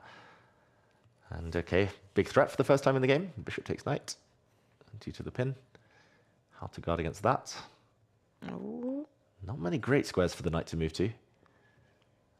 Okay, there we go. Defends its fellow knight. How to up the pressure. Knight into the center looks very logical. Oh, but maybe knight takes knight. Oh yeah, I forgot where the white queen was hanging. Maybe the rook would just recapture. Okay, he wants the other knights off. Okay, could be a lot of trades suddenly. Queen gets out of the pin. Very logical. Not great according to the computer. And Arjun has been playing so fast as well. Like, he has such a big time advantage. So many pieces left on the board still. Yeah. I've never felt more crushed in over the board blitz than I did when I played Arjun Erigaisi a few years ago. Like, I've played Magnus many times, Hikaru many times, and I always feel like I'm not totally dead. I always have a little bit of a chance. But Arjun, like, when he's on form, he's so quick. Yeah. It's scary. And okay, now the knight's coming towards the king side. Oh, Bishop takes g7. Oh. Bishop takes, bishop takes. Master of tactics. And the follow-up. Rook takes knight. Rook takes knight. Bishop Aiming takes to knight land a check. f6. Oh. There you go. Wonderful. I mean, yeah, there's a lot to calculate there. There would be a knight hanging in the center after the rook takes the black knight. I think his the way he's doing it is even stronger. He's going to finesse it without even sacrificing his bishop. He's going to take this knight and land in. Or maybe even deflect the queen even further. If rook takes Oh, knight, yeah, the bishop- queen is almost trapped. Yeah, how to get... Is this queen trapped? So close. She's got this square. Or rook d4? No. Oh, yeah. Oh, no, rook d4, then bishop b. Oh, no, you can't do that. Yeah, rook d4 maybe. Yeah, queen takes pawn. Bishop d3. Yeah, it feels like he's hunting the queen Knight f6. successfully. Oh, but he's maybe didn't find the best move there, but he is kind of prioritizing playing quickly to pressure Bortnik still on the clock, which is also a very important aspect when they're playing without increment like they are here. And James, I don't normally do this, but I turned on the computer and rook to d4, winning move. Oh, yeah? Oh, Best wow. move. Interesting. Again, you found it. And he's going for tactics, the ones you mentioned, but now the white knight drops off and it's less clear suddenly. At least black's a pawn up. He's got something to suffer for if he can survive the next few moves, Bortnik. Yeah, should Arjun focus on the clocks now, keep his advantage there at least? Rook takes, bishop c4. Yep, it's coming. Oh, he takes the other rook. Very interesting from Bortnik. Now bishop c4 is not an bishop c4 is not an immediate threat. What about rook a4? Queen takes pawn, bishop d3. Queen takes bishop, bishop h7. Okay, he's threatening to trap the queen now at least. So the question is, how is he going to save himself? Oh, apparently it's a mistake. Why is this move wrong? I don't see it immediately. It's not obvious at all. Like, it feels like it's something to do with this diagonal or this diagonal. Weak spots. But how to attack? Maybe rook h4. Going for this pawn makes sense. Maybe in some positions you can play rook to the 7th rank. Oh, yeah. that's very Targets. nice. But now could it be that he's going to spend too much time looking for the perfect moves? Oh, yeah, clock's leveled out. Grabbing pawns, Bortnik. And now even winning, there is a threat. And he blocks it with his bishop. Oh, but Is rook Bortnik going to takes- be able to turn this rook whole takes game bishop. around? Rook takes The rook bishop. takes bishop is like a draw, though. But maybe he should just be happy with a draw at this point. Yeah, I think he would love a draw, Gennaro Gaisi, right now. He drops his rook back and, oh, it's going from bad to worse. Queen's off the board. He's left this one as a runner. Black's 2 pawns up. He can't trade queens. He's 2 pawns down. Wow. Time scramble. Arjun, It's going to it's be a all gone time wrong. scramble. And I don't think that's going to go well for Arjun Gaisi. We've seen so many Bortnik wins. Yeah, in he's time so good at scrambles. this part. He was the only one who flagged Nihal Serene last week. Oh, no. And the moves are so easy for Bortnik as well. Marching his pawns, they're well supported by each other, by the bishops, by everything. Yeah, pushing pawns is the best thing to do in these time scrambles. So easy. Oh, pre-moves are about to start happening. Oh. Oh, he just needs bishops off the board. But he does have 13 seconds. Anything can happen when players have this little time. Yeah, Arjun is fast too. He's going to land a check. He is very quick. Oh, but now the pawns are rolling. Now the pawns are rolling. Oh. Queen will soon be born. White's bishop is totally out of it. Tries to get it back in the game, gives itself up. Oh, Bortnik's taking got 6 chances. seconds. Oh, is that enough time? Queen is born. Where's the checkmate? He's going back and forth. He's pre-moving now. He pre-moves a check. He's going to take the rook. Oh. He's going to get everything off the board. He's coming in for the checkmate. He's got so much time now. Oh, Bortnik. wow. So speedy. Could have been scary to see some stalemate situations, but here we see Håvard Haug. Let's go Norway. Sorry to be rooting for one of the players, but he has a minute against just 18 seconds for Artemiev. Would be an amazing win by Håvard Haug, but I guess the position objectively is a draw. Total draw. Total fortress. Black can just pre-move and there we go. No. The pro move there would have been playing 49 moves with just the bishop and, then giving up your pawn, playing another 50 come on, moves. Håvard. But I think Artemiev here with 17 seconds, maybe that was enough. When you have opposite color bishops, you can just kind of make those quick moves. Never have to think really about what you're doing. And actually, these 2 squares that are highlighted Yeah. right now, he can pre-move those forever. There's no way to take advantage of the bishop moving to those 2 squares. So draw a fair result. Apparently that was an 186 move game. Whoa. So Bortnik's Håvard the has only already one- been trying to win that. So he did his best, but Bortnik, the only one at 7 points now. Bortnik in the lead alone, and it is Rasulov from Azerbaijan. He is the closest one with 6.5, and then there's a huge field of players with 6 points who would love for somebody to stop Bortnik. And let's see if Rasulov could be. This is not Rasulov, this is Terry. Let's see if we can get the correct cameras there. But we do have a camera of Bortnik now. Seems like he's in a good mood with a perfect start to this tournament so far for him. So what's to stop someone like Bortnik from pursuing classical more? Like, is it just that his skills are for blitz, or he doesn't get invited to the tournaments? Like, why isn't he getting invited to the big classical tournaments? Yeah, that's a good question. I guess you can ask that of many players around the 26 to 2650 mark. I know Bortnik specialized in blitz ever since he was young. I remember playing him back in the ICC days, where I thought I was young, and then I started playing against this person with 96 in their title, and I was like, wait, this kid is very quick. I mean, I was there myself. I was always between 26.50 and 27.10 for, what was it, 9-10 years, and I never got invited to a closed tournament once. I never. And what do you think? What do you think that is? Like, do you need to sort of hang out with the organizers more? Like, is it a psychological thing? Nepotism does exist, definitely. I mean, there's so much competition nowadays. Now it tends to be the players who have the connections, or the federations give them the back. Yeah, Norway chess, for example, like they often had a focus on inviting a player from Norway or from the Nordics, having some kind of qualifier to see like who gets that final spot. That's not going to be like the top player, but even they have moved towards a direction of we just want the top guys. That's what brings the eyeballs to the chess tournament. But I guess like immediately when you're not in the top 10, top 15, it's very difficult to be invited. Yeah, and I mean, if we think about Ukraine, for Bortnik, they've got so many strong players, both historically and even now. They've got some really great young players. So, But he's created some notoriety by winning these Title Tuesdays. Yes, absolutely. And his goal now is to qualify for the Esports World Cup.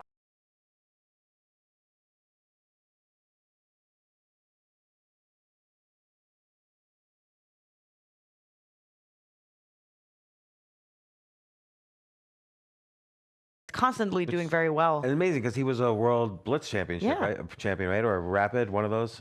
Yeah, some of these like very young champions, like they're not able to be invited to these top tournaments because the top 10 has remained the same for so long. But these qualifying methods, they enable some of these other guys to play. yeah, and it's a choice as well. Like, would Bortnik rather be his own boss, where he can stream at home anytime he wants and hopefully enough to make a decent living? Or do you go to tournaments 2 weeks at a time where there's no guarantee, where often you have to pay your own way? It's FIDE World Cup, for example, where you might set aside many weeks of your life to play something and then you get knocked out. That's right. Oh, I've been there too many times. Oh. In the meantime, this opening was a Jabava London system, something that Bortnik has become known for. He's done several video courses on the opening with his good friend Daniel Naroditsky. And from that, it looks now more like a Queen's Gambit. And okay, this trade in the center that's likely to occur will lead to What happens there on symmetry. E5? Am I missing? Yeah, I don't know what you're missing there. Pawn takes, bishop takes, b5. Yeah, I'm not sure whether queen trade will first do anything. Maybe the idea after pawn capture is queen takes queen, rook takes, and the knight coming back to take this pawn. We'll find out the answer to your question, James. Yeah. Yeah, bishop takes pawn would have been a nasty fork. Oh, we hear some singing. Finally. First time today. Maybe black's going to throw away this pawn to try and damage the white structure. No. Eric Garcia, he's on a tilt. He just lost the second game in a row. He gets checkmated, blunders massively after losing previous game against Bortnik. Very painful for Eric Garcia to go from being on top of the leaderboard. Now it's going to be a lot to catch up now. Just 25 moves, and the black king ended up on the h4 square in that game. Jeez, that doesn't sound good. That was not good. We often play, King James. to 7 you were playing. If I play, I will play King to 7 against Guess the game. Guess the song. black. And I couldn't recognize what that song was. We need more. Something about comeback. Maybe b5. Castle. Surprise. He was saying for sure his opponent would put the king in the center, where it kind of belongs, especially with queens off the board. But now white has a small advantage due to the fact the black king is probably a bit offside in any races. A bit later, it takes ages to get back into the center. White is the one with targets in mind. Rasulov majorly up on the clock still going into this endgame. Question is, will it matter that much? Yeah, I wasn't sure of Bortnik's decision to start trading these rooks. It feels like he was slightly ahead in piece development. Maybe he should have been accelerating the play, going forward with his knight, trying to improve his bishop. Does this look very drawish to you? Yes. Yeah, I'm trying to find ways to get excited here. But if the black king gets into the center, which it will now, or will soon, Feels like everything's covered. I think I'd slightly pick white, just like the evaluation bar says, because it feels like white is risking less. But now the black king is coming to cover the dark squared weaknesses. Or so it seems.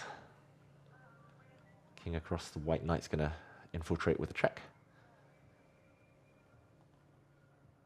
Yeah, Rasulov, I grew up playing against him many times, and he's super solid. He tends to be very good in these types of positions. Wait, could Now, I play? do you know some of these players from like childhood? Because you've been playing in so many World Youth Championships and things like that. Yeah, I think I first met Rasulov. I think I even played against him in World Under 10 or World Under 12 championship. World Under 12. It's a long, long time ago. And he's always been very steady. Like he never kind of made it into the 2600s or never made it as a star on the Azerbaijan team, but he was always very well respected, very principled, hard to beat. Okay, this is an odd configuration of knights. Yeah.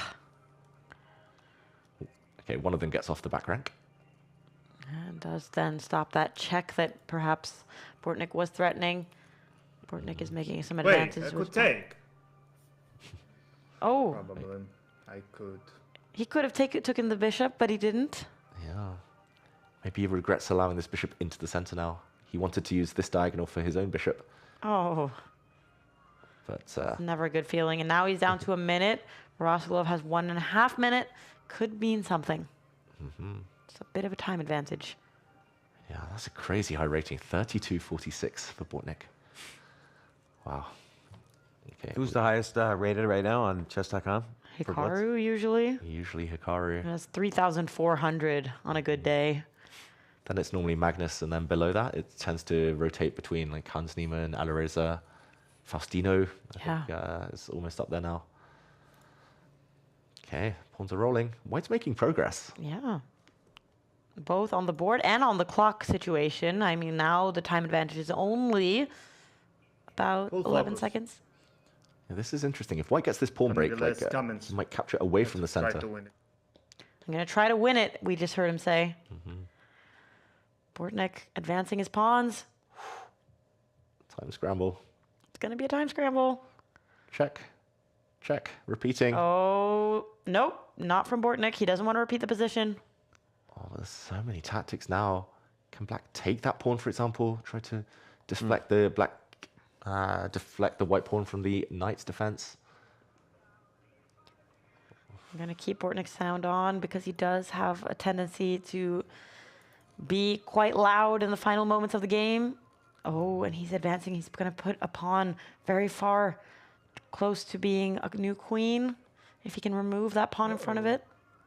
Yeah, tactics now in the air, but it is a big risk. This pawn could just stick out and become a weakness itself. Whoa, knight to the corner. That is an odd move. The knights are clumsy for white, and whoop, is this knight going to be trapped? B5, yeah. It looked like b5 was a very strong move, pushing the pawn and going for the knight in the corner with the king, but he let it out. He's just trying to play quick, sensible moves here, Rasulov. He's flagged me many a time online, and now the white pawns are weak. The black king is the quicker to the center. Oh, black's going to zugzwang white there. The white king had to give way. The knight had to give way. Pawn drops. That's got to be frustrating. Yeah, Black. 6 seconds. Looks hopeless. Black is just marching. Oh, Bortnik knows it. Body language. Ай, ёбаный в рот, блядь. Что я сделал, нахуй? How's your Russian, James? Oh, I didn't hear. What did he say? Something that I didn't understand, but something that sounded unhappy. yeah. Whatever's been said at the end here is probably not a positive word from Bortnik, who is passed by Rasulov, who's in the lead alone with 7.5 points. But suddenly the field becomes open to so many more players now. Niemann, Nihal, Fedoseev, big names have almost caught up to Rasulov, only a half point behind. So whoever he's playing in the next round will be very inspired to try to win. And even Caruana coming up now with 6.5 points. Bluebaum, the candidates, Yesipenko, they're catching up now as we have only a couple of rounds left. Yeah, Rasulov's done everyone a favor, like just by opening up the pack, and now everyone's going to be hoping that whoever faces him next will do them a favor. I feel like everyone's discounting though Rasulov. It's like, okay, he's not going to win. He's first, so everybody now opens up for everybody else. Yeah. Yeah, we kind of are doing that. But that's because look at the names. I mean, like, look at the chess celebrities that we have in the chasing pack behind Rasulov. I mean, what is his rating approximately, David? Do you say that he never passed 2,600? I think he's always been high 2,500s as long as I've Okay. known him. I'm going to check right now. And I feel like that can't possibly be enough against this field of players that have been above 2,800. I mean, Yeah. surely some of them are going to catch up to him. Well, at least 3 players there have been above, like Caruana, Arjun, Wesley have been above 2,800. Yeah, Rasulov's peak rating 2560. Wow. Currently 2520. So he has been an online specialist for many years. What's Sportnik's rating? Ooh, in my mind, he's always like around 2600. I'll do a quick check. Yeah. We can't expect everyone to know everyone's ratings at all given moments. 2604. I was right. 2604. All right. Wow. But that is like lower than I would expect compared to how he's playing here. Yeah, and he can beat anyone on his day. That's the thing. But I think maybe less consistent than some of the Hikarus or Wesleys or MVLs. Yeah, a bit more up and down, I would say, Bortnik, and I think he would agree. But very dangerous as a player. And now that the players have finished the 8th round and we have a leader, they're going to have a very short break and we are going to sum up the action so far.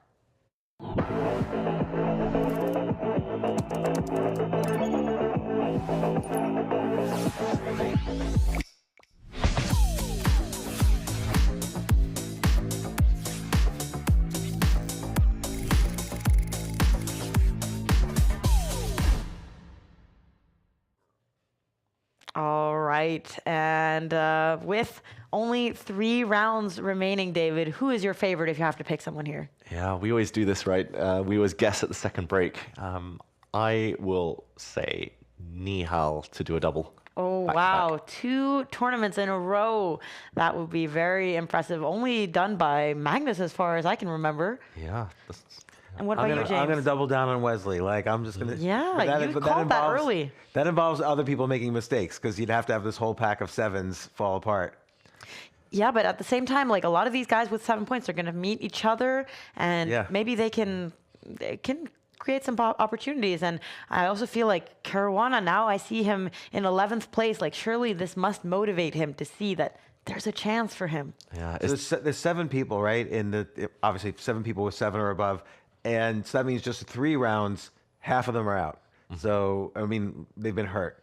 So potentially in the final round could decide the winner.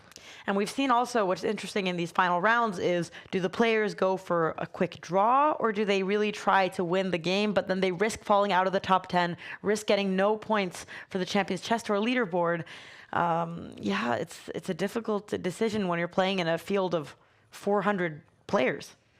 And we're not sure what's the best strategy. Neiman, for example, maybe he should try to get some points this week. Yeah, definitely. And James, we tend to say that 9.5 is the magical number. So if you get 9.5, if you have good tie breaks, you're very likely to win the tournament. Yeah, occasionally it's more than that. But yeah, if we look at the scores, if Wesley wins all of them, he's got good tie breaks. He's at the top of his score pack. I could see that happening. Rasulov probably knows in the back of his mind that 2 or 2.5 points might be enough for him. But So yeah, I don't know how to say that guy's name, but Wesley's probably going to play Sidipov. So if he takes out that guy, and by the 10th or 11th round, he'd be going for it.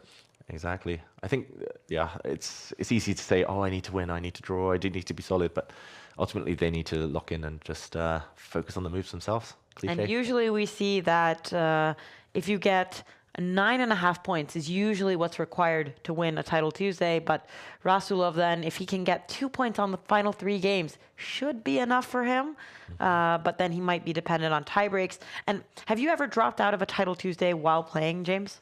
I don't think so. No, because that's sadly another consequence of having 400 titled players is a lot of them will at some point get upset. Maybe you're not as disappointed by yourself if you don't get that many points, but some of these top guys, they can figure out that they're like, I'm not going to win. There's no use for me to play, and that does affect the tie breaks. There's no upside for a player like me being disappointed. Like, 'cause Yeah. I have no goal. I just want to learn and play good players. Yeah, of course. I also, when I've participated in Title Tuesday, like my goal is to play one of these top guys. Sadly, my level hasn't been good enough. I don't get enough points in the beginning to face like the very, very top. But Who's the highest rated player you've played in Title Tuesday? ooh, I actually don't know. I have played some Grandmasters, but no Grandmasters that I've heard of from before, because I mean 400 players. So I haven't played anyone that a well-known Grandmaster that I've heard of, sadly. What about you, David? You've faced all these I've top lost guys. to Magnus. I've lost to Hikaru. I've played most of the What's top the closest guys. you've had to winning? Yeah, before we changed the format, so beginning of 22, I managed to win Title Tuesday once. Wow. Once ever. But I've Yay. competed hundreds of times. So, and still. that week, Hikaru wasn't there. Magnus wasn't there. And actually, that was back when... Don't write that down on your CV. Just say that okay, you won. yeah, I won it. It was easy. Yeah. All the best players were there. And it is Nihal who is given the task of stopping Rasulov at the very top. But we are going to watch Neiman here play against Sadwani, India versus the US, and an Italian game. Yeah, Italian game. And this is something that Hans specializes in. I would say nowadays he's maybe the world-leading expert on this opening. He's gone for the high-risk bishop to g5 variation, where he brings the bishop all the way around. Black is provoked forward to break the pin, and yeah, this tends to be fiery stuff. This is very nuanced, but with the pawn on this square, it means that white cannot advance with his own pawns on the left flank. Normally, that gives black license to play on the other side of the board. Here we go, by pushing pawns, but Hans seems to know his stuff, ignoring the evaluation that the black side was doing quite well. He's happy to trade off these bishops, and I think the argument is that the black king simply doesn't feel safe castling anywhere. And there we go, it just shifts. I've got to admit that these positions have always been a nightmare for me. I just don't understand them deeply. Computer says everything is 0.0.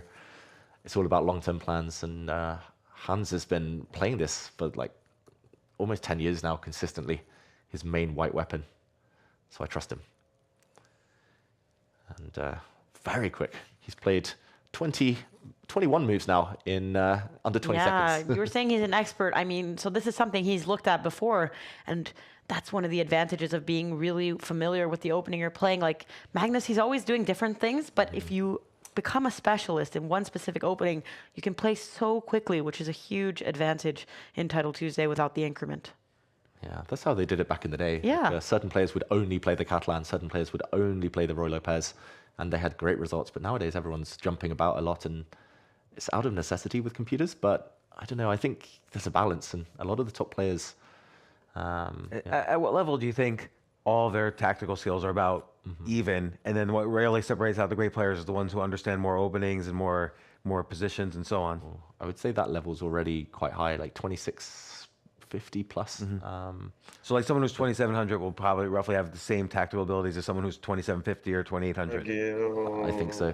What you see. And then it's just a matter of like just coaching and endgame opening study and so on.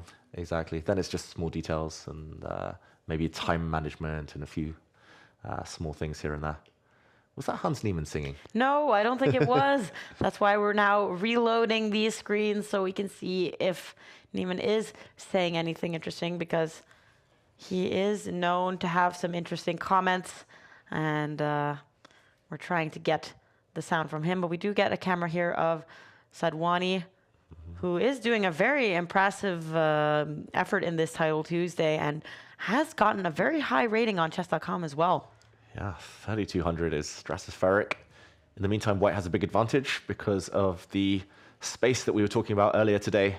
White can choose when to push a pawn, when to build up. Black has to watch out for this pawn break, every single move. White's knight superior to the black knight. It's on an outpost. Black's king a bit open. Yeah, Raunak, I think he's the second highest rated grandmaster in the world with a tattoo. Yeah, Oh. this is Behind Jan Nepomniachtchi. he's in a bit of a pickle. Oh, Ooh, pickle. Neiman Very has British. spoken. Yeah, black is in a pickle. In the meantime, I'm also taking a look. Oh, he is singing.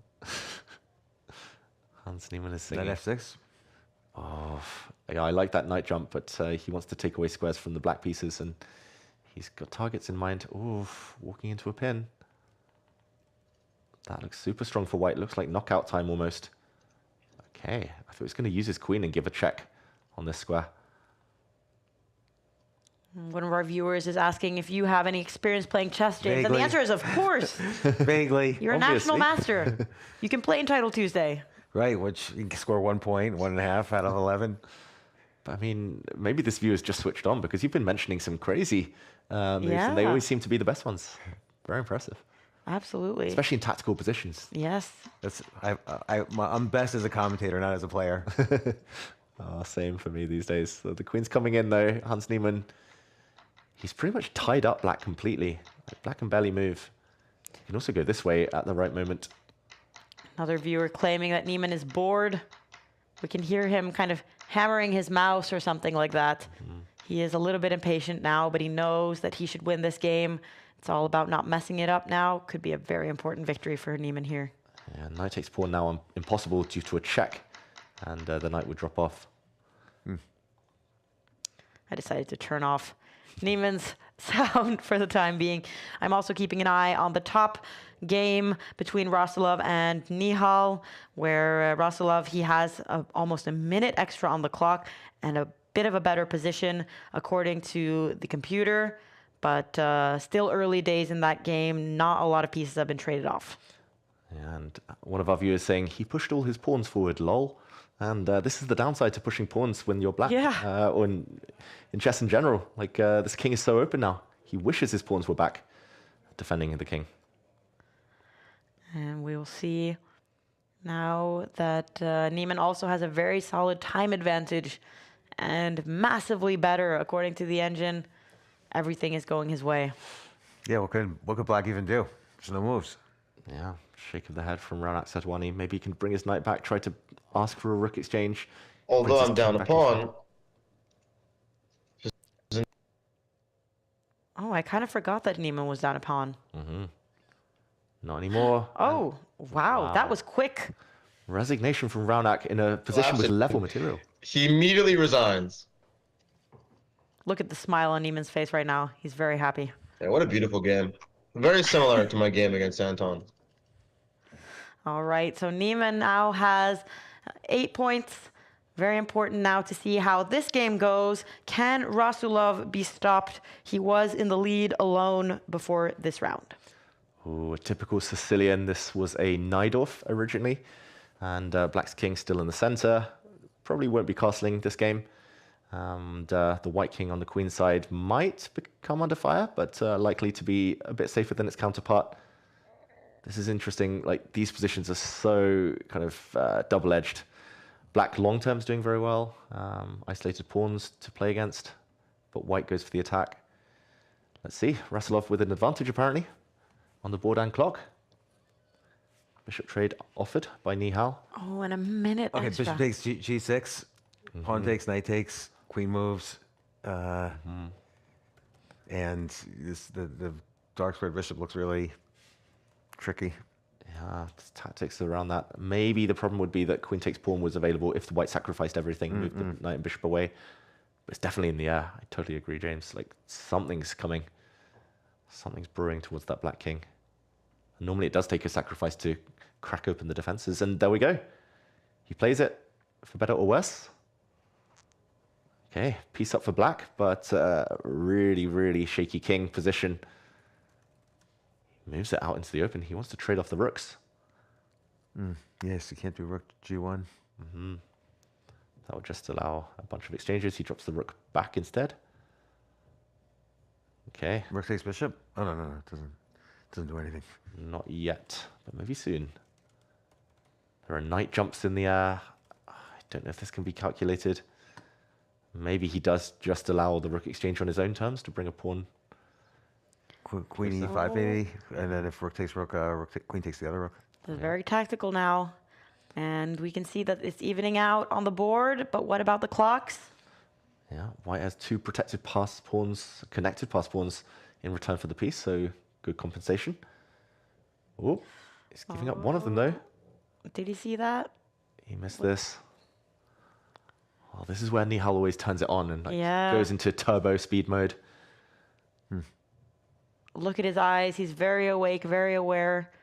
He's on the hunt to catch up to Rasulov. Black's now a full bishop up, blocks the check. This was missed by Rasulov, who has to go back into the center. Oh, it still looks scary for black, but extra piece. A bishop is a bishop. Holds everything together. Can offer a queen exchange. There we go. He's trying to bully Rasulov there. He's gained time on the clock now. He's up on time, Nihal Sarin, and up on pieces. Surely now. Surely he's going to convert this. Rasulov needs a trick. Just anything now. 14 seconds. Oh. What do we think? Unlikely. I think Nihal is the speediest of them. He's hung his queen. Rasulov hung the queen to the rook. Oh, look at his face. This is Rasulov we're hearing. Frustration. He's The playing pain. on. The pain in his voice. Yeah, minimal hope now. 6 seconds against 9. Oh, that's a nice one with the pin. That's it. The rook is trapped. Game over. Oh. And Rasulov runs out of time. Oh, look at his expression. Oh, the leader gets taken down. No longer in the lead. Well, I guess you were right to discount. Wow. He's in shock. And look at Nihal's reaction by contrast. He's really celebrating. Very happy with himself, realizing now that he's going to be one of the players in the lead. And by one of them, also we can see that Fabiano and Wesley have drawn. So they're both at 7 out of 9. But look at this pack we've got at 8 points. 4 players that could all be the ones who could win. But we can't even discount Rasulov completely just yet. 9.5 points is usually enough. And there's a lot of players, these 5 top players, who could all achieve that score. Given some good results in the final rounds, ooh, it's going to be difficult to know which game we should pick and follow. It's crazy. Caruana's also on 7 points, but he's not even in the top 20 on tie breaks. Yeah, that's It's crazy. Such a close pack. That's such an unlucky pairing, Fabiano and Wesley playing each other. Yeah. In the meantime, Fedoseev against Niemann. This is going to be fireworks. Both of them with 8 points. Incredibly important here to stay in the running to win Title Tuesday Game Week 4. And it must be a Niemann with a lot of confidence right now. He's won 6 games in a row. What a streak. And it's a anti-Berlin. Berlin defense met by a bishop takes knight capture, meaning the position becomes a bit more closed. Black has the bishop pair, white has a slightly better pawn structure. But yeah, this is again something that Niemann plays. Like his core repertoire, white, Italian game, black, Berlin defense. Has been for many years now. He seems really comfortable with getting his bishop on g3, just like blocked in by all the pawns. Yeah, he's playing against the bishop, so he definitely knows the structures. He's playing black side of this. Yeah, but I mean, with white and black, he plays this exact opening. So you're right, James. Like he knows these structures inside out. And okay, slightly better for white, maybe because there's a hole in the black camp now, an outpost for one of the knights to land on. If it gets captured on its way this night, then white will take back with a pawn, open up a nice line for the rook. Yeah, so maybe a bit of a misstep from Niemann to push these pawns so early. And if he castles the other way with his king now, white will explode it on the queen side. Explode that left flank. And Fedoseev, I remember what surprised me so much last year about the Esports World Cup was that he was qualified. Yeah. And then he wasn't able to play. And the Esports World Cup, I don't know if you've seen this, James, it's some of the biggest prizes, cash-wise, in chess. Well, what's the prize? Like the person who got last place, I believe it was $55,000. Yeah. Yeah. Wow. All right. And then he just said no. Like he said, "Oh, I can't make it." Yeah. I could not understand what, and I've never gotten an answer to it either. So I'm always just like Fedoseev every time. Like if I can ask him about that later, maybe I will. If we get the opportunity to talk to him and he wins the tournament, because $55,000. Yeah. That's Yeah, not pocket well, change. I bet you it's always relationship issues. I'm going to just call it right there. Okay. All right. Yeah. You heard. We have that speculation. Anyways, Fedoseev, he was very disappointed probably to not be able to play in the Esports World Cup last year. Certainly a goal for him to make it this year. But he hasn't been up there in too many Title Tuesdays. And this Knight Title takes pawn Tuesday here? might be going wrong. Yeah, knight takes pawn. I was really shocked he went this way with his knight earlier instead of towards the right flank where there was a perfect outpost. Hans Niemann jumping the other way. Bishop takes knight was impossible due to queen takes pawn check. Now the white queen's trying to provide protection, but this looks so scary suddenly for the white king. Hans in total control. I mean, even if he takes a timeout now to castle, like the black king's going to be much safer hiding behind a wall of pawns than the white king. Is there a breakthrough here and now? Faustino Oro also at 7 points in addition to Fabiano and Wesley. So just says something about how difficult it is to do well in this field. Like all these top guys that we've been following, both Fabiano and Wesley, obviously top players in the world in classical chess as well. Fabiano going to the candidates next week. And then Faustino, super young, talented player, also at 7 points. And at the very top, we've got these two guys. So it's been a really packed field, even without Hikaru and Magnus, like the two clear number 1 and 2s. Especially in this format. It's interesting. Do you think, given that the candidates are happening next week, do you think all these candidates in here they're playing too much blitz now? Or if you were a candidate, what would you be doing? Would you be playing Title Tuesday? But you need to be qualifying for the Esports World Cup, which is an incredibly important tournament. Huge money prizes. I mean, number 1, do you remember how much money Magnus won last year, David? It was like $250,000. Yeah. Is it more? Yeah, around $250,000 for a 4-day tournament. I mean, that is unheard of in the world of chess. Yeah, that's comparable to other sports. Yeah. Which, have far greater rewards. Oh, in the meantime, it's hanging by a thread for white here. Maximum pressure for black on the G file. I'm already looking at rook takes bishop, rook takes, and then queen takes pawn, but white can bail out at the end of that by throwing his rook in the way. There we go. We're going to see this line. And, okay, Hans Niemann, I don't know if he sold his advantage a bit short here, but he's going to be maybe up a pawn in an endgame like this. Is that enough? Ooh, rook endgames. This is painful. Are all rook endgames drawn? Oh, is that... Trapped rook? All rook endgames are painful. Oh, are they going to take a draw here? Are they going to go back and forth? That is a risky decision to be making. Oh, and that makes it so much more exciting going into the final round. Both of them now at 8.5 points. Yeah. Means that there are several players who could catch up. Nihal could move to 9, but is not going to do so. Could it be Tsudipov? Coming out of nowhere, it would seem like. Yeah, Sidipov earlier in the tournament lost a game in about 30 seconds after blundering a piece. Oh, yeah. And then he mated Arjun in about 2 minutes, so he's been super speedy and 3 minutes on the clock. And he's been conserving his energy here as well. Yeah, he is the exchange and 2 pawns up. Black has a rook for bishop and 2 extra pawns. Unless there's some tactic on the back rank, it's just going to be... like bishop c6 maybe? Yeah. Going bishop... Back, around the back. That's a nice trick. Bishop into the square. If it gets captured, would walk into a back ranker. I like that. Also stops black from using the d-file to challenge the rooks. I think that might be a forced move, like at least in practical terms. Nihal, what's he doing on the clock? Oh, great spot from James. Bishop c6. Oh, Tsudipov, you can't mess this up. And he certainly hasn't won in the new format for Title Tuesday without the increment. And it would be a miracle for him to be able to get 10 points on the leaderboard. And here black has multiple moves I wonder to just rook d7, or I guess bishop d7. Wants to keep the material. Still not easy for black to untangle. He's going to do it the slow way. Now he's going to challenge the rook in the center. Yeah, that was nice maneuvering from Sidipov.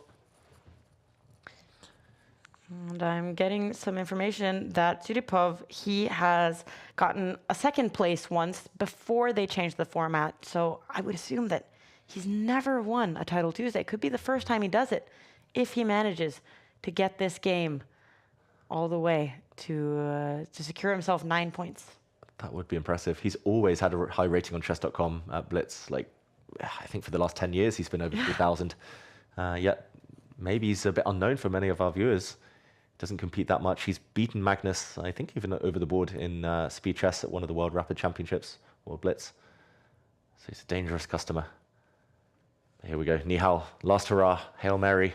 Throwing his pawn forward. When in doubt, push Harry. We saw that he managed it. What game was that? He managed to Against Raslov. pull out a miracle. Yeah. Yeah. Maybe again. Or this is where it starts. You get a bit nervous if you're Sidipov with a pawn sitting so close. A queen on g7 would be Yeah. a miracle now. Classic Nihal strategy. Oh, that's been stopped. Queen coming across. 25 seconds. Oh, surely he knows, Sidipov, right now that this is a huge chance. He probably hasn't seen that Fedoseev and Niemann have drawn, but if he can just make it out of this game with 9 points, he'll be able to see that all he needs in the final round could just be a draw. So he needs to just keep it up, and he's got so much more time. Yeah, the brinksmanship of Nihal. Like, he's so creative trying to open lines for his rook, but it just shouldn't work with 18 seconds, and now he has to burn more time. Sidipov's got so much material to give back. Ooh, and Duda has won against the candidate player, Yesebenko. He's at 8 points out of 10 now. Could be important for him in the points he's trying to catch. Oh, and he's worked it out. Sidipov, queen takes pawn. There's going to be a queen trade, and Nihal is going to resign. Surely, 11 seconds. Bishop down. Sidipov's got it. You can see body language. Nihal's accepting now. New queen about to land. Okay. He's got one final trick, but the black king is going to step across. Or no, he's going to allow a white queen to be born. Wow. That is very confident stuff from Sidipov. Yeah. But extra rook and bishop doesn't hurt. And all the time in the world. And there he goes. He's nodding. He's happy with himself. Wow. He'll be So in just a exciting to moment. watch this with you guys, by the way. Like, no computer, just watching and trying to figure it out. Oh, and let's root for Wesley here with you, I know. James. We'll see. Let's see if he can do it. But it doesn't look promising. Oh, can he mate that white king? Suddenly it's a draw, apparently. Could he have kept checking there? Could he have kept checking? There might have been a miracle draw. He's still going to try, but who's queening first? White is. Yeah. Wesley's running out of ammo. The white rook holds the first rank. And there we go. But a Wesley very falls. tough opponent for Wesley to be playing with 7 points here in the second to last round. And let's see what the standings look like when the dust is settling. What's happening in the Arjun Erigaisi Rausilov game. It's going to be very important for the top 10 here. And Looks like Arjun's about to flag Rasilov in a rook endgame, a drawn rook endgame. oh no. Rook and 3 versus rook and 2. We'll see the final stages. Oh, and now he's hung his rook, Rasilov, Oh. caught in a pre-move. And Is there this we go. the second loss for Rasulov then against these speedy Indian players? Very painful. But an important win for Arjun, who currently stands at 4th place. At the very top, there is only one player with 9 points. It's going to be very exciting to see. And he's playing against Niemann, who has to win the title Tuesday, game week 4. So Niemann, he's got to give it his all. And a draw is not enough for him. Yeah, he had a winning advantage against Fedoseev. If he converted that, then this would be a golden opportunity. But still, he's got his fate in his own hands, Hans Niemann. And okay, let's see what he's got in store. He goes away from e4, e5. No more Berlin defense because he knows that a draw is not enough. We see the Rossolimo Sicilian, almost the anti-Berlin, with also a bishop takes knight, doubling the black pawns. And white gets the center. This is very well-known stuff. This is mainline theory. This is not a pawn sacrifice. If pawn takes pawn, there would have been queen trade, and black would have won this pawn in the center. Yeah, this is provocation, though. Niemann has taken the bishop pair, and I quite like this this approach in a must-win situation. But Sidipov knows his stuff. And we do have Fedoseev. He is playing against Nihal. Fedoseev with 8.5 points. If he can win, he suddenly also... He knows, yeah. Oh, sorry to be interrupted by you there, Niemann. Sidipov looks really calm. Sidipov, like the reason he's so good at blitz, and I think a good tip for everyone at home, like if they want to specialize in blitz, is just focus on one opening. We kind of touched on it earlier, but he knows, like Hans Niemann said there, Sidipov knows his stuff so deeply. It's not always the best openings, but he knows it better than the opponent, and that gains him extra time on the clock in the early stages. Yeah. And the familiarity with the different nuances of what you can play. It's certainly a lot to be saved. And Niemann, he is But, being vocal. you know, when you focus on one opening, though, there's so many different possibilities. Like, let's say you focus on playing a certain type of Sicilian as white. There's so many different types of Sicilians you have to be prepared for. And why not, like, why not play an opening just G3, B3, D3, like sort of a hedgehog for white. Yeah. And Just the idea. Essentially, you're kind of by doing that, you're saying, okay, I'm the better player. Like we'll just get a position and I'll freestyle and they'll freestyle. And for Hikaru, he plays a lot of G3, B3 blitz because he knows he's the better player. But I think for Sidipov, who feels that maybe others might understand different structures better than him, he prefers to do the hard work, go deep in the theory, and just hope that his hard work Sky. pays off. I mean, Is he singing? You never know with Hans Niemann. so it's interesting though. There's this. He tried this sacrifice. Yeah. Oh, that's very. There's some sharp stuff why going can't on. I take? The rook E3 after this. Yeah, he wants to lift the rook. Black is- Sidipov is really going for it, which is surprising because he really only needs a draw. Yeah. Probably. There is the case where Fedoseev wins and gets to 9.5 points. Yeah, it's definitely singing. Crumbles. Oh, it's not the best move apparently. Face it on. He's singing about the upcoming Netflix documentary. Okay. Big threat though. I guess the black knight can come back to defend the bishop, but if white is able to establish a pin, this looks almost deadly. I'm really surprised Hans didn't block with his pawn on the last move. Stop the white bishop from just standing on a square like this. Wow. But it does say that Niemann is better. Yeah. I would, if I had this 96. position as black, I would be very worried. Yeah. Is 96 the only move? Wow. Oh, maybe queen c6 and just give a piece back. Apparently queen to c6 is the only move for black to be better. There we go. I turned on the computer there. Actually, everything else was almost losing for black. Oh. So he threatens a mate of his own. Impressive move by And Niemann. on queen g4, just queen takes pawn. Maybe queen takes pawn, or maybe you just kind of, for one move, you buy yourself a little bit of time. Defend. It's all up in the air. Actually, queen takes pawn, I think you might be right, James, because at the very end, once the dust settles, some exchanges on the square, black will have a fork on the two white rooks. I think you're right. This was a forced move by Sidipov to block the checkmate threat. But now how to continue defending. This was the idea of the queen move. He was cutting across the 6th rank. And, big blunder from Hans Niemann. He's dropped his queen. Oh Hans my in gosh. trouble. Oh, look at him. He's realizing. He's realizing. He's lost his queen. Or is he going to get checkmated here out in the open? It's rook e1. No. Yeah, looks very good. I mean, threatens checkmate, right? Yeah. Then queen g6 maybe. Okay, he steps forward with the check. He's got at least a draw here, Sidipov, if he wants it. Oh, is he going to force the draw? Taking a draw. He does. Wow, that's so surprising because that means that Fedoseev could catch up. And then we need to look at the tie breaks. On tie breaks, would Sidipov then win? We don't know that because it's going to be you when you're playing against 11 opponents and there's a field of 400 players where lots of players are dropping out. I would not trust my tie breaks like that. Yeah, I would not trust my former opponents, like, No. especially if I'd beaten them in the same I can tournament. actually see that in the very moment, Fedoseev has 72 points on the tiebreak and Sidipov has 69. So if Fedoseev wins this slightly better endgame here, he might win the whole thing. Very likely. And Sidipov, just for everyone at home, was winning with the move rook to e1, defending the rook. That was the only winning move. But James, I've said it before, I'll say it again. You should be playing. The tactical awareness Next there. week, I'm going to start Yes. my heavy training. He had 2 minutes as well. Like he had time to at least stop and pause. He could force a draw any time. And got he's nervous. gotten second place in 2018 and in 2025, Sidipov. He's never won Title Tuesday. I'm What's the money in Title Tuesday?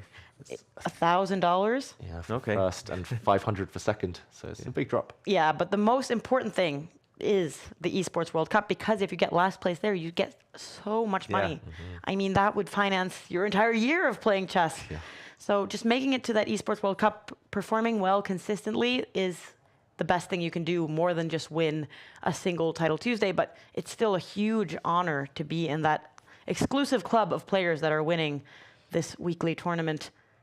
And if Fedoseev can win this for the first time since they changed the format, he's won several times before in the 11-year history of Title Tuesday, but would be very important for him. Yeah, this pawn is now hanging in the center. If that drops, then the knight is also undermined. Does white have to push forward? Whoa, mysterious move there. Or is it? Rook takes pawn would now be met by rook takes knight. The king moves, and it would be a knight fork against the king and rook. That is not going to happen. Instead, the rook cuts across, and Nihal Serene's left his king undefended. He's gambling here. He's given up a pawn, but now this is the future queen for black. White has to just give checkmate or some kind of perpetual check. But how? Rook c8. Yeah. Rook c8. To come round, yeah. I don't think it works just yet. There's no perpetual check. If the knight does hang, drops his knight back. He's trying to trade off. Okay, nervy moments. Nihal's clock handling has not been great today, and he's a minute down. Oh. Okay, knight's coming off the board. Oh, a check, and he takes back. Apparently a mistake from Fedoseev. Back to level the evaluation. Oh, gosh. Yeah. I have Rook to c8's admit, gotta be it. I was just starting to prepare my questions for Fedoseev because I was like, maybe he'll win this whole tournament. And now I'm not so sure anymore. Watch out, you might get checkmated. Oh, gosh. So, like, what can you do? Got to start desperately getting out of that. I mean, you've got to move the rook so that the king has a way to escape. But oh, he's blundered, Fedoseev. He's now on the brink of a defeat. Oh, what a huge turnaround. Wow, a check. Nihal's going to mate him. Oh, there wow. we go. That is insane. And look, even Nihal is incredibly surprised. He can't believe what just happened in the final moments of the game. And Fedoseev had time. It's the panic. It's 16 seconds for Nihal. yeah, that's what happens. Wow. Like these nervy moments, it always comes down to one move here and there. It could have been so different. Nihal's come back from behind 3 times now, we've seen. But that does mean that we have a winner of Title Tuesday Game Week 4, and it's Studipov, who took a draw in a 1 position for him, didn't find the important moves against Niemann in the final moments, but he is the only player to reach 9.5 points. Yeah, that's the lesson there. He And played it 9.5 safe. was the magic number, as you guys predicted. And we also see that some players are still fighting it out. This could be important for the Champions Chess Tour standings. We see Duda, he is trying to win his game. Could get to 9 points, would be a huge lift for him to get in the top 5 and secure himself many more points. Heartbreaking for Fedoseev, who's going to get very little pay for his great effort today. Yeah, that is. It's always tough. Like if you lose at the final round of an event, it just leaves this sour taste, and you just think, "Oh, I've had a bad day." Even if the rest of the tournament was great for Fedoseev, but yeah, Studipov. Who would have thought that? None of us predicted that one. And we are waiting for the final games to play out so we can award the points. Caruana currently in 10th place, but do we expect him to remain there? Nope. There he got knocked out by Andrekin, who was able to win his game, or no, draw his game and pass him on the tie breaks. So that was the 1 point Caruana could have gotten this week. He misses out on. Sadwani has a lot to play for as well. If he wins his game... Oh, I'm watching Sadwani. He's about to get flagged. His opponent has 5 seconds versus 1. Sadwani's totally winning, or was totally winning a second ago. It's zigzagging, and there we go. Sadwani loses on time. And his opponent, Tahir, actually then climbs up to 9 points, sneaks up to 6th place, and does get some points for the Champions Chess Tour leaderboard. And this is the table that we have. I have been informed that we're not going to get a word with Studipov, sadly, but it is his first week. What else is he doing? He just Celebrating. He's going out. He's going out tonight, you know, with his friends. He instantly went out, and like he's gonna enjoy it. He's not used to winning. It's the first time he ever has won Title Tuesday. Maybe he doesn't even know that being interviewed is a part of winning Title Tuesday.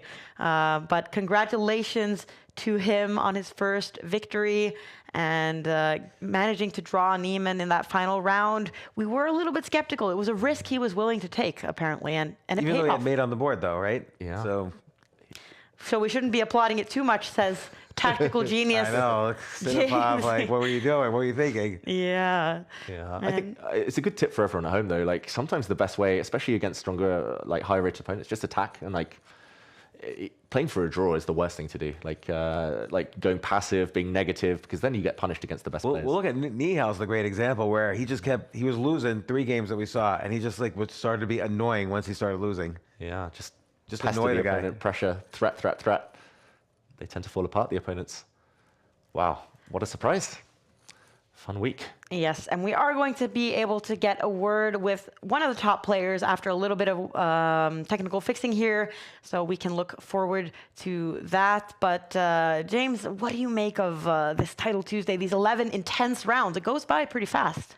Well, it's really interesting because, look, when most people play chess, they're playing blitz chess, like just around the world. And so studying how these guys play Title Tuesday is almost a better way to improve than just studying strict classical games. Because again, you're trying to maximize your chances in blitz chess, which is the format you play in mostly. So again, this idea of taking more chances, particularly when you're losing, as opposed to just defending, is probably a good approach. And we do now have Nihal on the line. Congratulations on getting 2nd place and 7 points for the leaderboard, Nihal. Thank you. Thank you so much. And we were just talking about the fact that some of these players in the final rounds, they're taking draws, but you managed to win that final round in what seemed like a hopeless situation because you're always looking for checkmate. Yes. I got completely outplayed, to be honest. Like, I think I had a slightly better endgame, but then he played extremely well, and my only counterplay was to try to give mate. But luckily he turned into some mate I really should not have won. And we saw that in several of your games today. You're very good, like in the final seconds, trying to find some ways to checkmate your opponent, and you end up with 9 points. And you also, because you got 2nd place, you get 7 points. You won last week, so you're doing very well in the spring split so far. Okay. Yeah, good to know. But I think I'm still quite behind on the overall. Yes. Yeah, you're at the very top of the split 3 standings. You're way ahead of any of the competition there. You're the only player to have gotten a 1st and a 2nd place so far. And I mean, there are several weeks left. A lot of the players are going to be busy with the candidates tournament. So you have a real opportunity here to qualify for the Esports World Cup. Okay, good to know. Thank you. And firstly, congrats to Sidipo for. I think he played a very good event. He did, and it was the first time he ever won a Title Tuesday, so that was nice for him. And you have been delivering very consistently good results in Title Tuesday for a long time now. Yeah, thank you. Today it really should not have been, but okay, I'll take it. And Nihal, it's a busy chess calendar right now for everyone. What's next for you? Where can your fans catch you in action next? I have no idea actually about classical. I'm staying back in Germany after a Bundesliga weekend, and my next tournament will be Grenke Freestyle. And there is a rapid tournament in Menorca, but apart from that, about classical I have absolutely no idea. And I have to ask as well, Nihal, the whole world's going to be turning their attentions towards the candidates tournament soon. Who've you got? Who do you think is the favorite, or who are you supporting? Yeah, it's going to be very interesting candidates for sure, I think, because I think everyone's got a fair chance. But I would maybe say, of course, Fabi and Hikaru are always, when they're there, you have to consider them to be